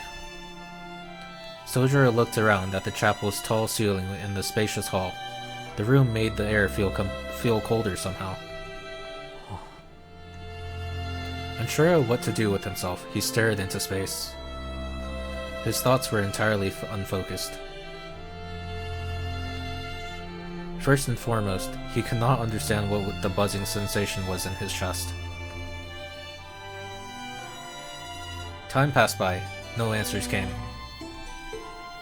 To onlookers, he must have seemed deep in thought, or in a deep sleep, like he would turn to stone if left be. Either way, he clearly looked down. The problem was his lack of awareness. Not that he was aware of it, of course. It's the father.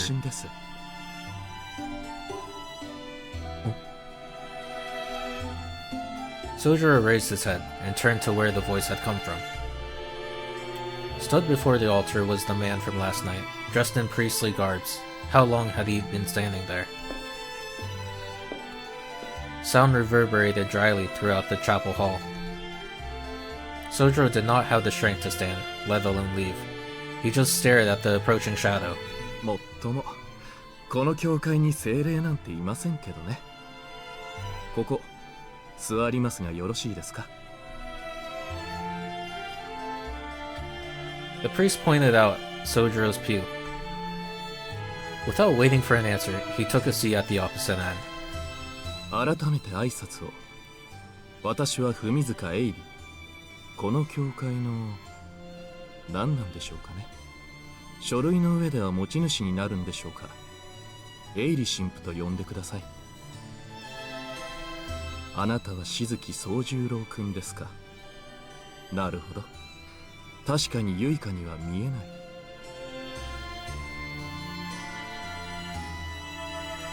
Father Airi spoke in a gentle but uninvested tone. He was a thorough egoist. Sojiro knew all too well about people who spoke this way. The individual who cared for him when he first came down from the mountain was one of them. Sojiro glanced across at him apathetically. Father Airi seemed unfazed by the lack of direction to this conversation. 少し君と話がしたいのですが。よろしいでしょうか。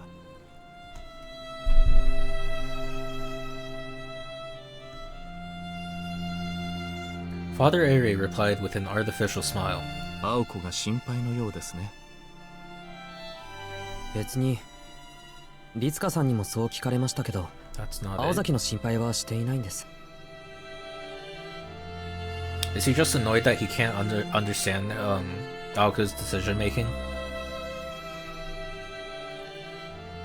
Sojiro stared straight ahead as he answered, his voice sounding uncharacteristically weak and unsure.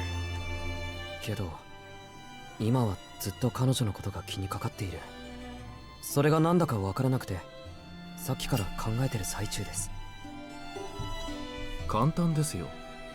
君は単に青子に嫉妬しているのです。 Because she's strong. He said that multiple times. Maybe that's why he envies her strength.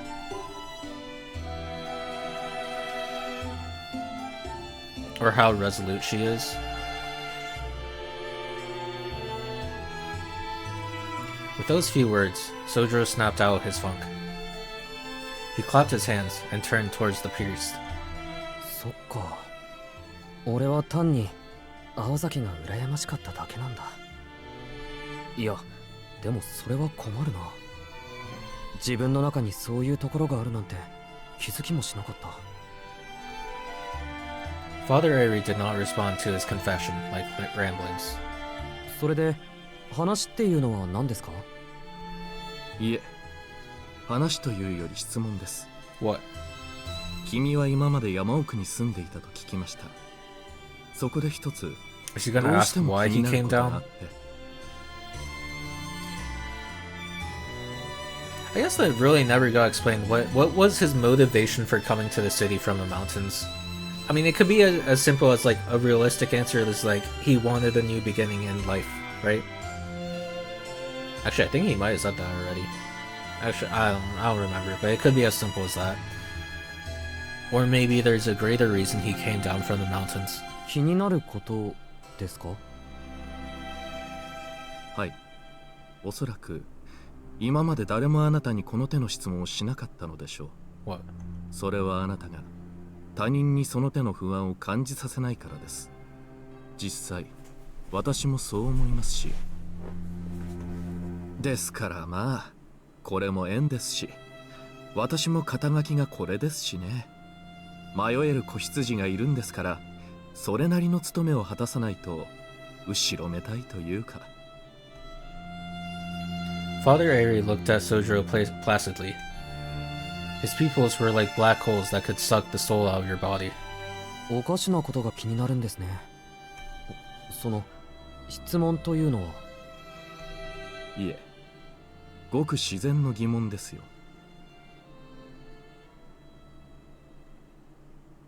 あなたはなぜ山から降りてきたのか。そこでなら君は Why 幸 did 福 he だった come で down? しょう。 It has never been explained.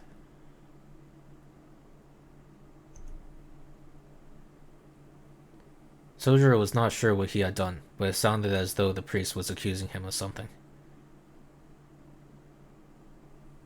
Then again, it was a reasonable question, if a little pointless. The music disappeared. Oh. I swear to God, if I don't get a giant reveal here, I'm gonna be pissed. Sojiro had no answer. Or it could be like the anticlimactic answer that I said, and he just wanted a new beginning.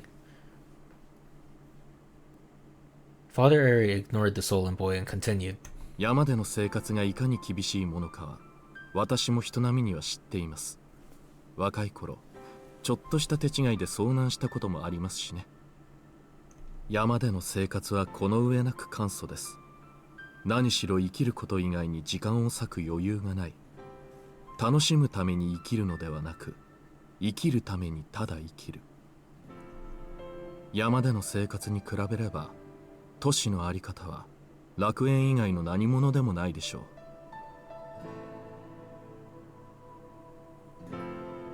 ですが楽園の定義は人それぞれです。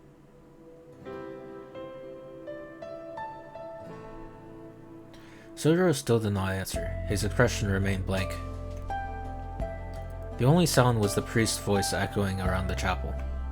一粒の種の誕生すら喜びになる生活。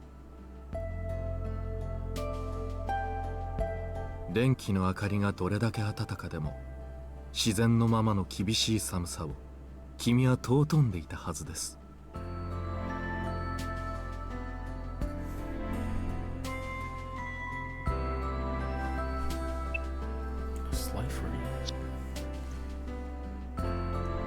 なのになぜ降りてきたのですか。山にいれば君は幸せだったでしょうに。Father Ari repeated his question. Sojiro's mouth remained firmly shut. Not because he did not want to answer, but because he simply did not know how to. All he knew was even if he wanted to go back, he could not. Why not? I mean, I guess because he has to live with in the mansion now. 困ったものです。そこをはっきりさせないことにはいつまでも救いがない。故郷を捨てた理由もわからないのに、旅先の土地を愛することなんてまっとうな人間にはできませんよ。これは忠告ですが、すべてを無条件に肯定したところで幸福になれるとは限りません。Is he explaining? Is he trying to make him understand Aoko's decision to keep fighting and why she won't give up? Happiness doesn't come from the unquestionable acceptance of everything. She's not accepting that she lost. Well,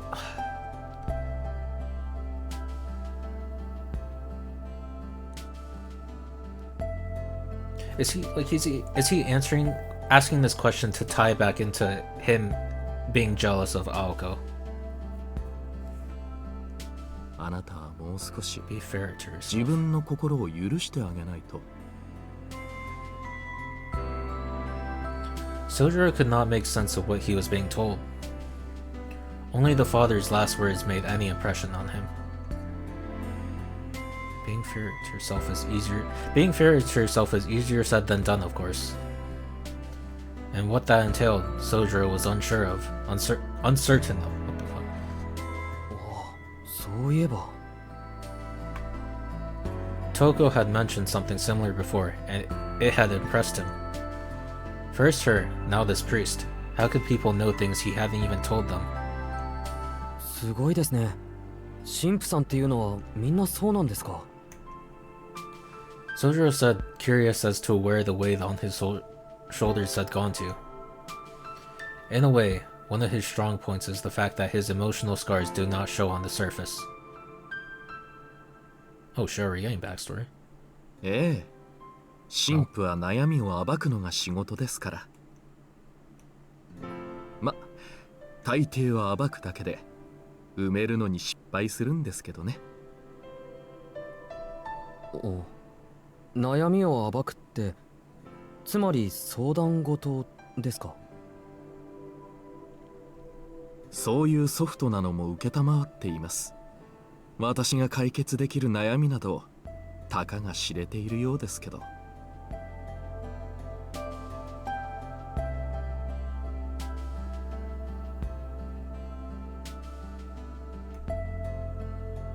The priest shrugged, looking a little disconcerted. Granted, Sojiro still did not trust Father Ari at all, but at that moment, anyone was a ray of light in his eyes. じゃあたかが知れた程度の悩みを聞いてもらえますか。 What? 君が青子をなぜ羨むかですね。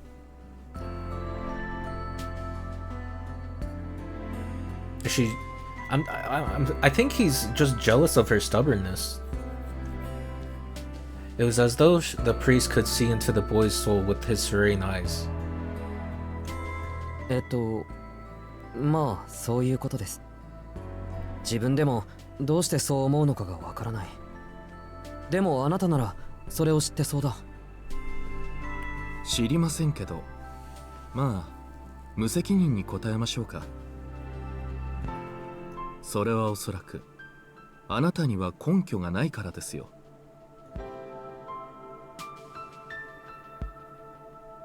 The lack of a foundation. The lack of something to claim as his own, maybe? 自分の色がないと例えた方が正確ですが。I'm kind of right.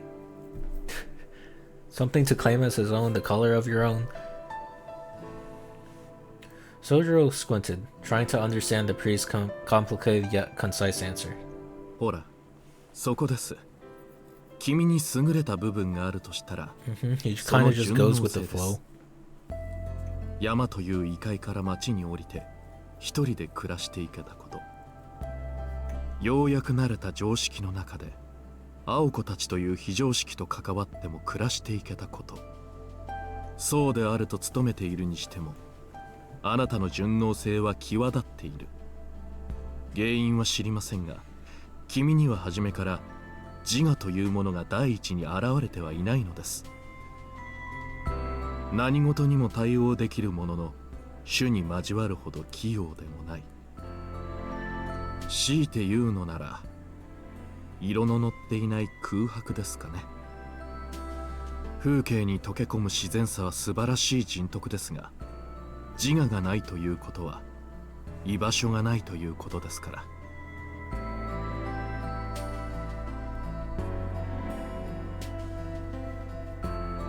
He's jealous because he has no sense of self. いいことばかりじゃありません。ユイカにまで見えないというのは予想以上でしたが、姿なき精霊すら捉えるあれが見えなかったのですから、君の無欲ぶりも筋金入りだ。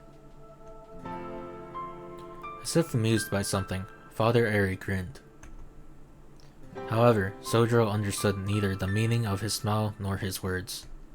憶測に過ぎませんが、青子はあなたを見て反感を覚えたと思いますよ。Are they jealous of each other? 自分のないあなたは自己を押し通してきた彼女にとって認めがたいものだったでしょうから。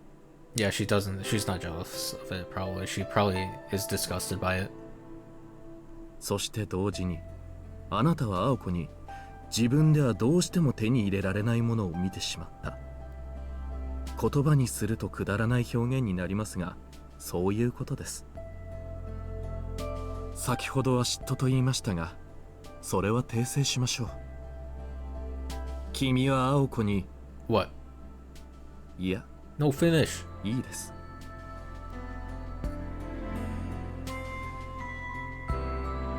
言葉にするのはそれこそ野暮だ。What was he about to say? It feels cruel, but it is what it is.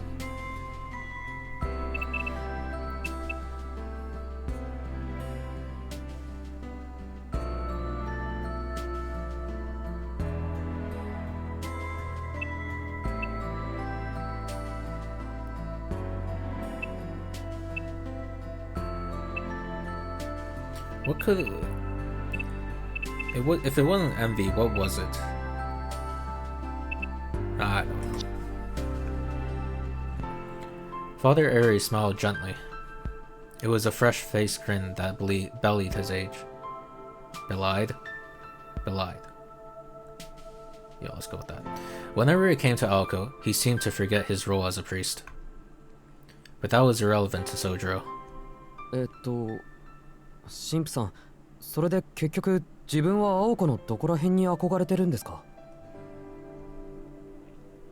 Sojiro responded to Father Airy's rambling by being direct.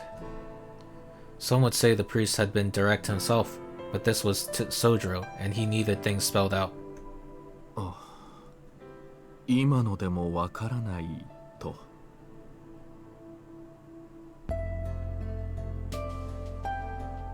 参りましたね。こういうことは言葉を尽くすほど実感が湧かないものですが、まあ私も神父と呼ばれる身です。少し切り口を変えて代弁してみましょう。あなたは青子の過去を知っていますか？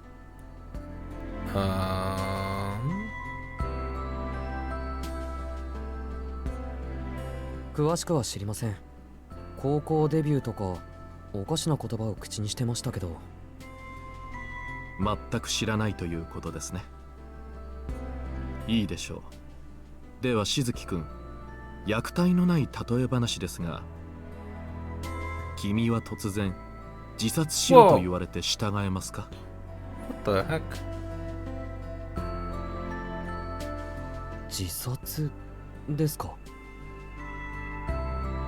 そう、自殺です。神父である私が口にしていいことではありませんが、まあ私は格好だけなのでいいでしょう。青子はね、近いことを求められたのです。15歳の時に。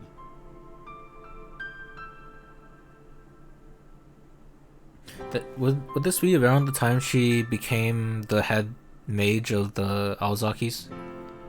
彼女がそれまで積み重ねてきた努力も希望も過去も未来も全て捨てること。今日からお前は違う生き物として生きろとね。どうです？それは自己の抹消、未来の死と同じだと思いませんか？ His words fit what Aoko had said about her past.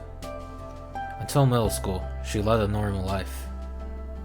Then out of the blue, she became the family heiress in place of her sister. Becoming a magician meant casting aside the life she had known. She had to leave behind her ambitions and prospects and live the life of a mage, something she barely knew anything about. Her life up to that point had taught her that everything from then on would bring her misery. Aoko's grandfather was not the forceful type. Your sister has failed. Now it's your turn, he had said. Did Aoko resist? Sojiro could not begin to imagine.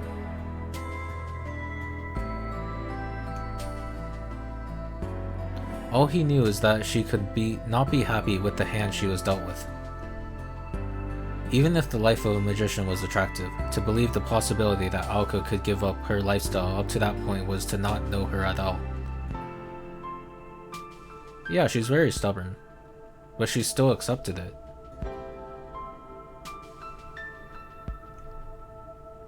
Aoko Aozaki put her all into everything. She had probably achieved a lot in those 15 years. Her achievements and prospects were no doubt enough to make anyone jealous. But did she have the conviction to...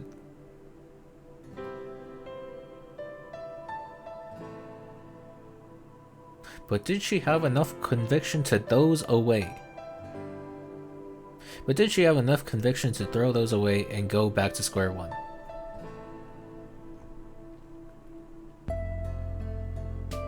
And square one did not come close to the reality of it.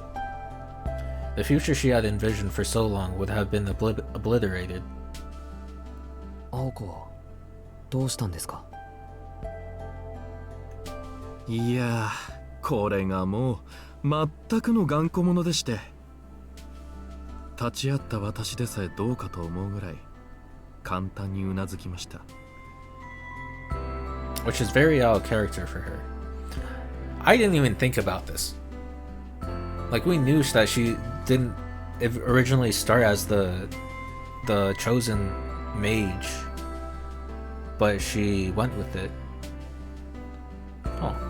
震える指を懸命に握り込んで、やってやろうじゃないと見栄を切ってね。彼女は祖父の期待や青崎の責任感からではなく、逃げることを嫌って魔術師の道を。It all comes back to her stubbornness. For herself.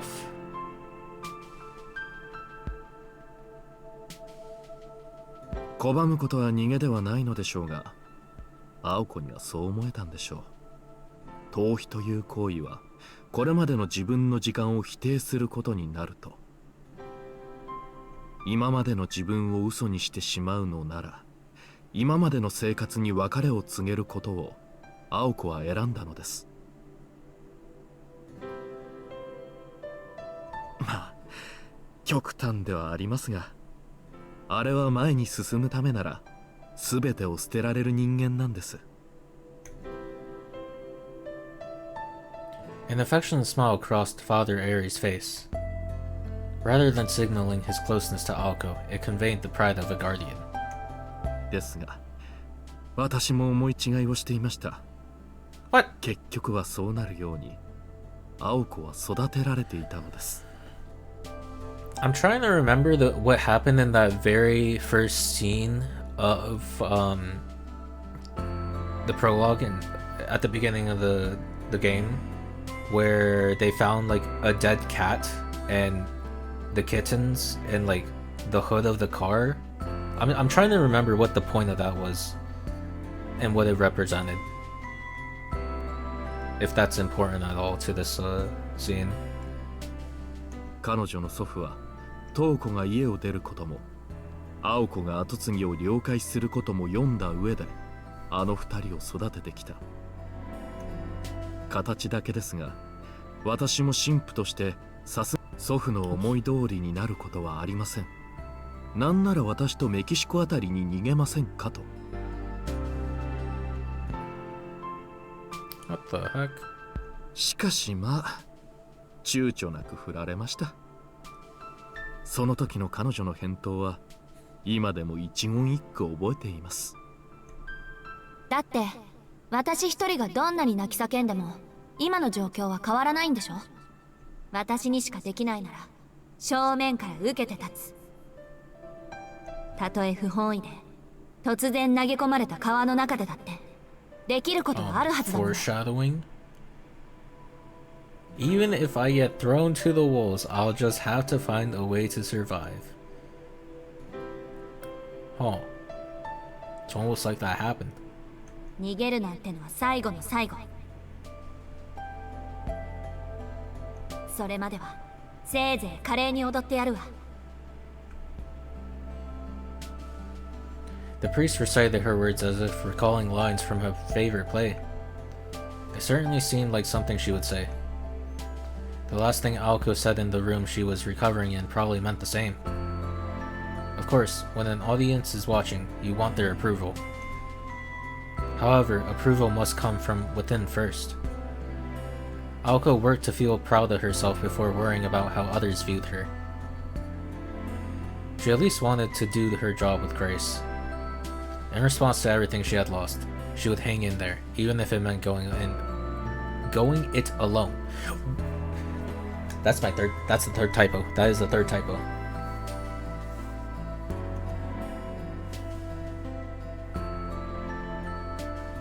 As Sarai Sojiro envied her, well, that was obvious. To Sojiro, she lived her life with her head held high. He was a boy who accepted everything, but had nothing.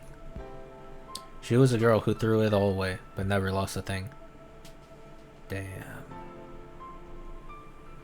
He stood in the meeting room alone, seeing the ugliness within, and the sublime outside. Looking back, he finally realized what was eating at him. Seeing the his sense of self? もういいでしょう。君は青子の容姿に感じ入ったのではなく、青崎青子という生き方に感じ入ったのです。Not a typo. How is this not a typo?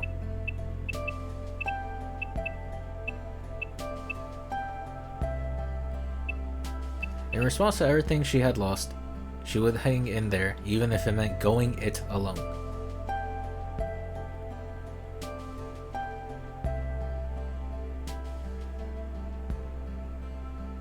Wouldn't it be going at it alone? Not going it alone. Like, who says going it alone? What?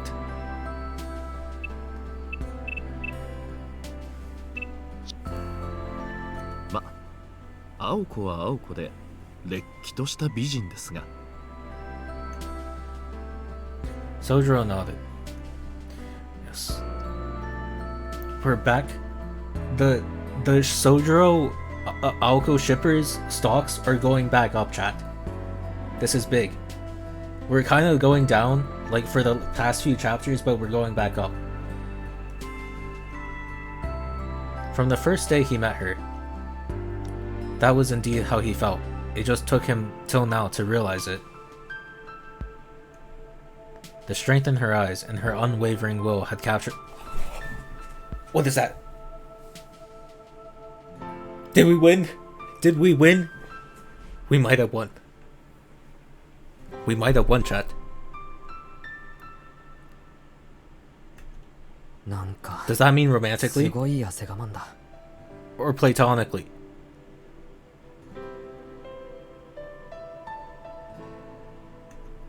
本当に Holy. 小娘のくせにギネス級の頑固さです。 Father Airi spoke from the heart. Sojiro raised his head, gave a small grin, and scratched his cheek.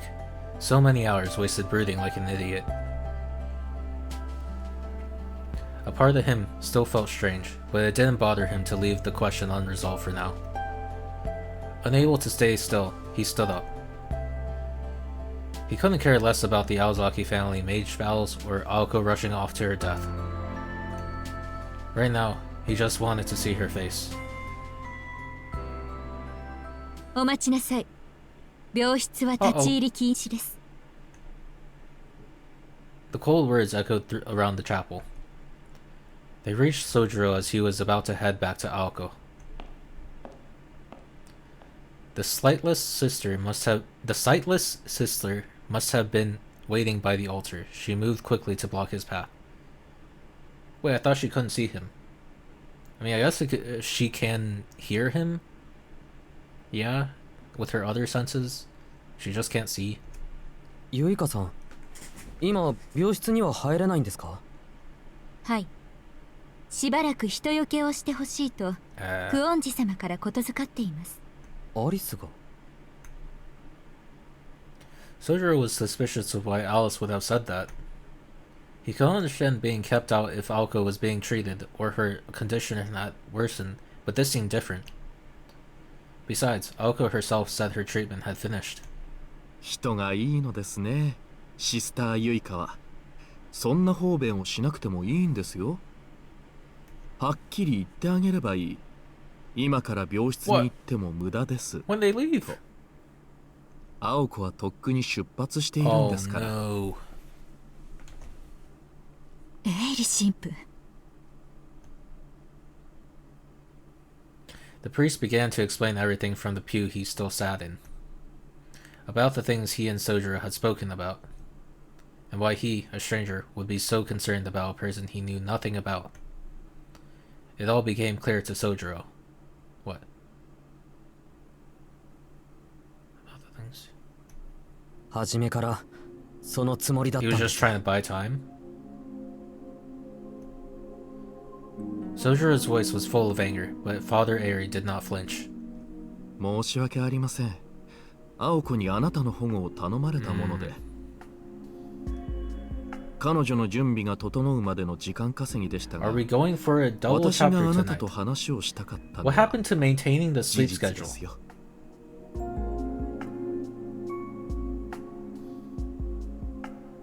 Like, isn't it about around bedtime?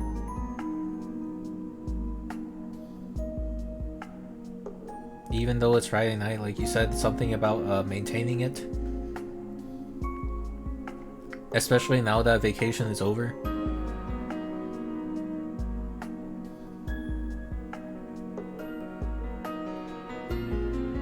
Oh.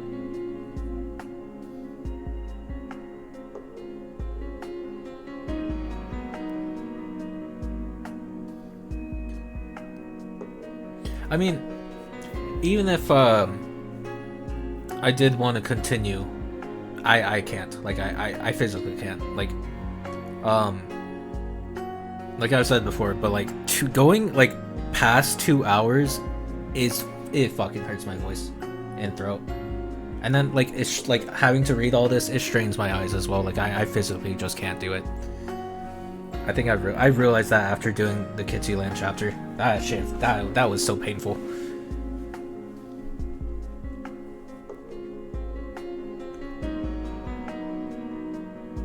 Sojiro grit his teeth to control his rage. Why had they not stopped Aoko and Alice from heading towards certain death? Because both the nun and the priest were of the same ilk as the mages. As such, they understood Aoko's decision, and the priest understood Aoko too. Even if he didn't have the power to stop her, he would not have. The Aoko Aozaki he knew was not about to hide away in the church and lick her wounds. アリスは青子と行きましたよ。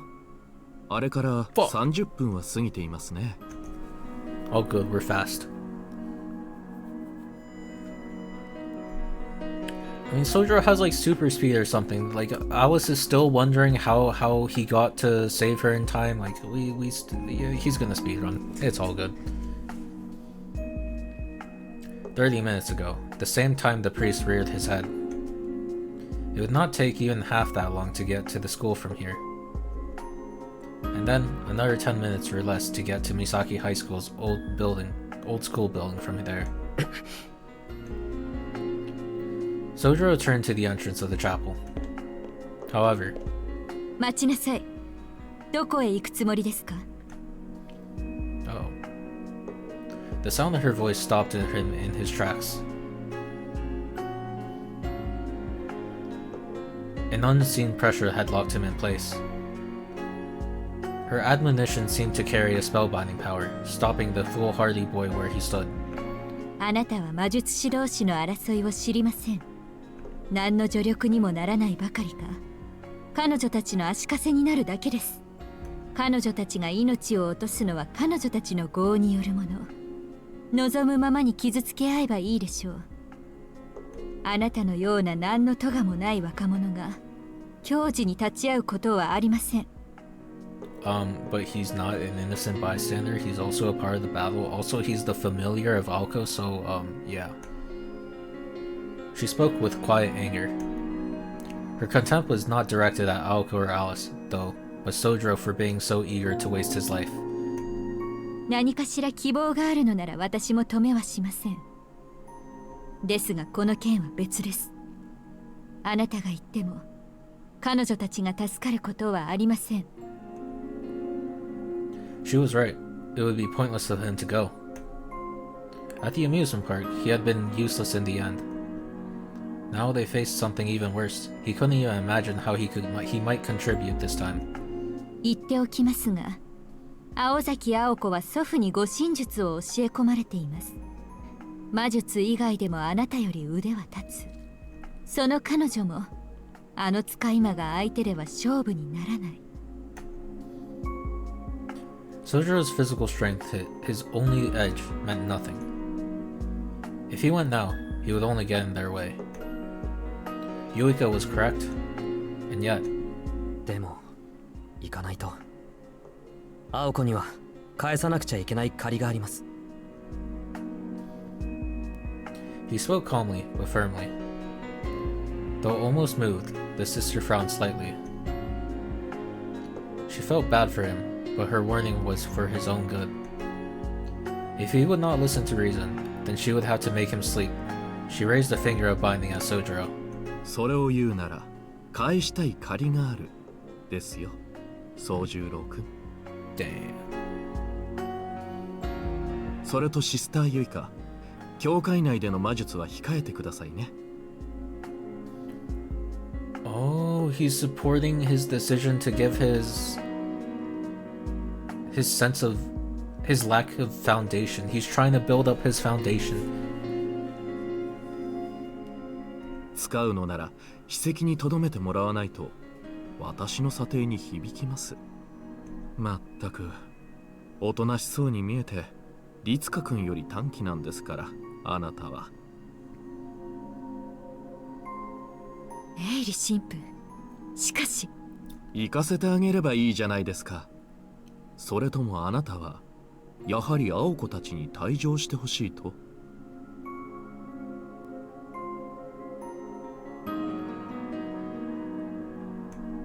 その問題と彼の献身は別の話です。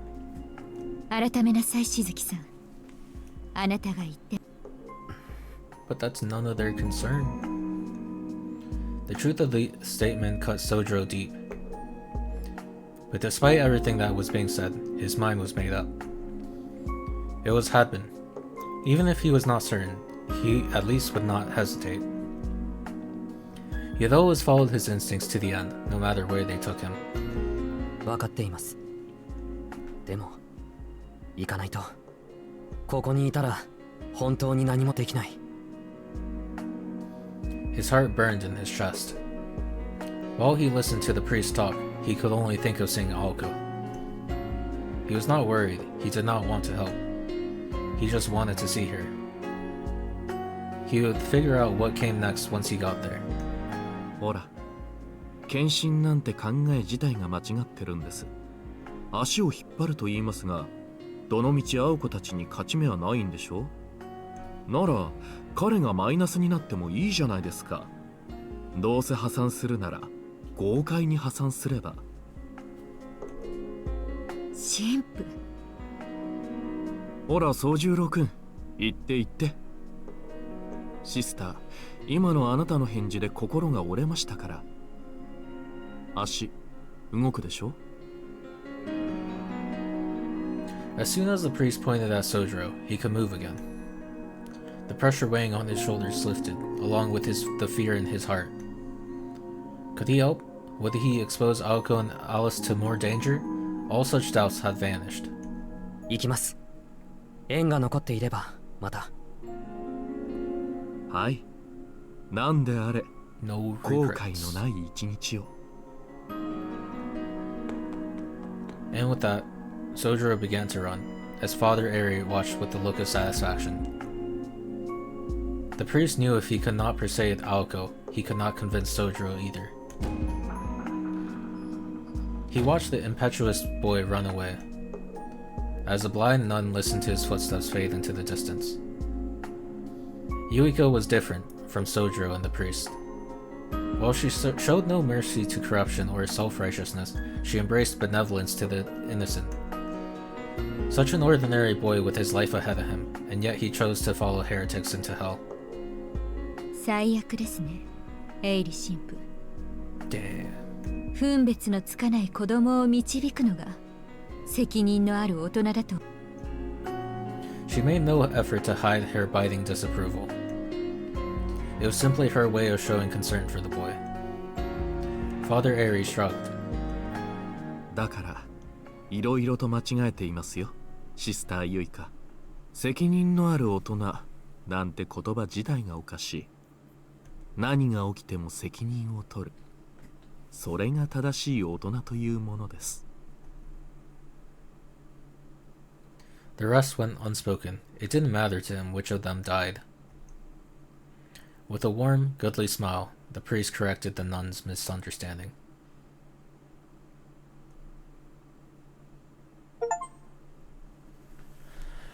Wow. Yeah, that was probably the best chapter yet. It did so much to characterize Sojiro and Aoko. And this is what I was talking about. Like I couldn't judge everything of what I'd seen until I got the full picture of the visual novel because it's a complete focused story. And I think I'm finally seeing the results of it. We can't end on that. Yes, we can. It's fucking 1 o'clock. I'm pretty sure the next chapter is gonna be long as shit. But yeah, like I feel like I'm finally able to appreciate the writing at the beginning of the story and the characterization and world building, and like the first 2 chapters. And that's what I was saying. Like, you have to judge this entire story as a full picture. It's not like a gacha game where it's episodic and they're trying to tell a compelling character arc in a single story quest. You have to, like, right?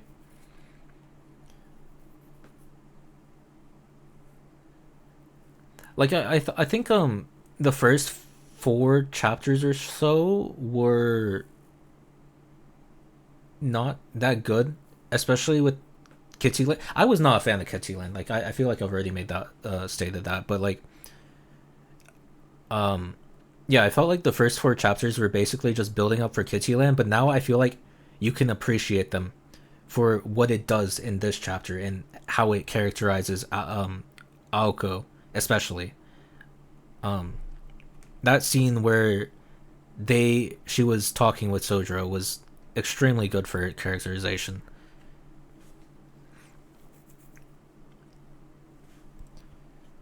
And then this quest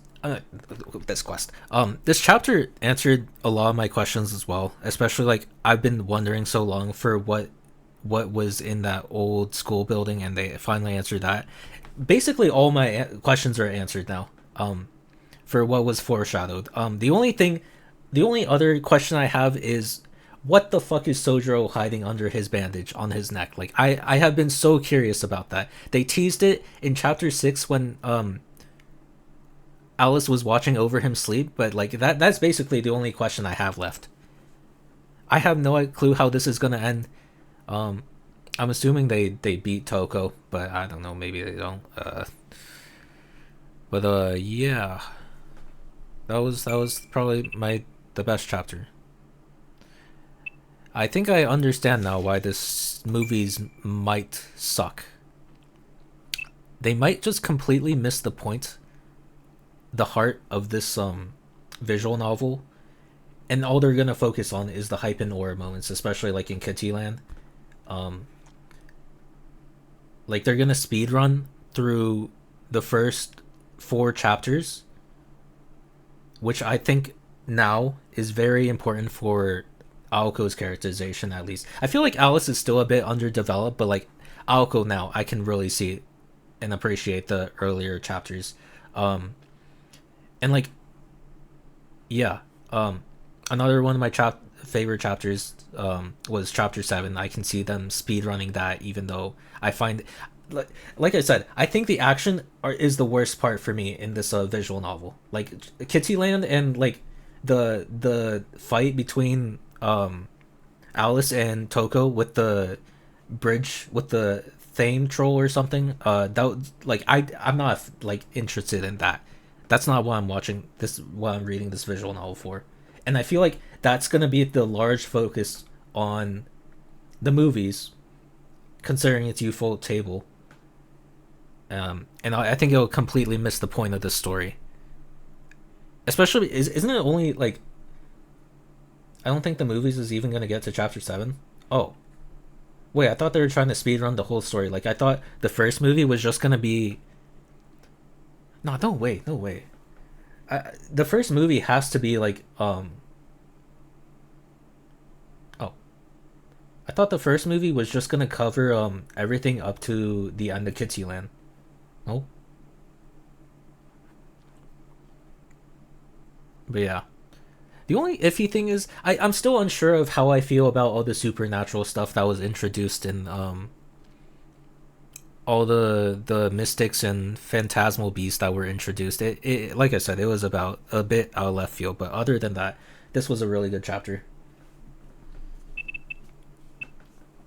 Yeah. All right. It's bedtime. G.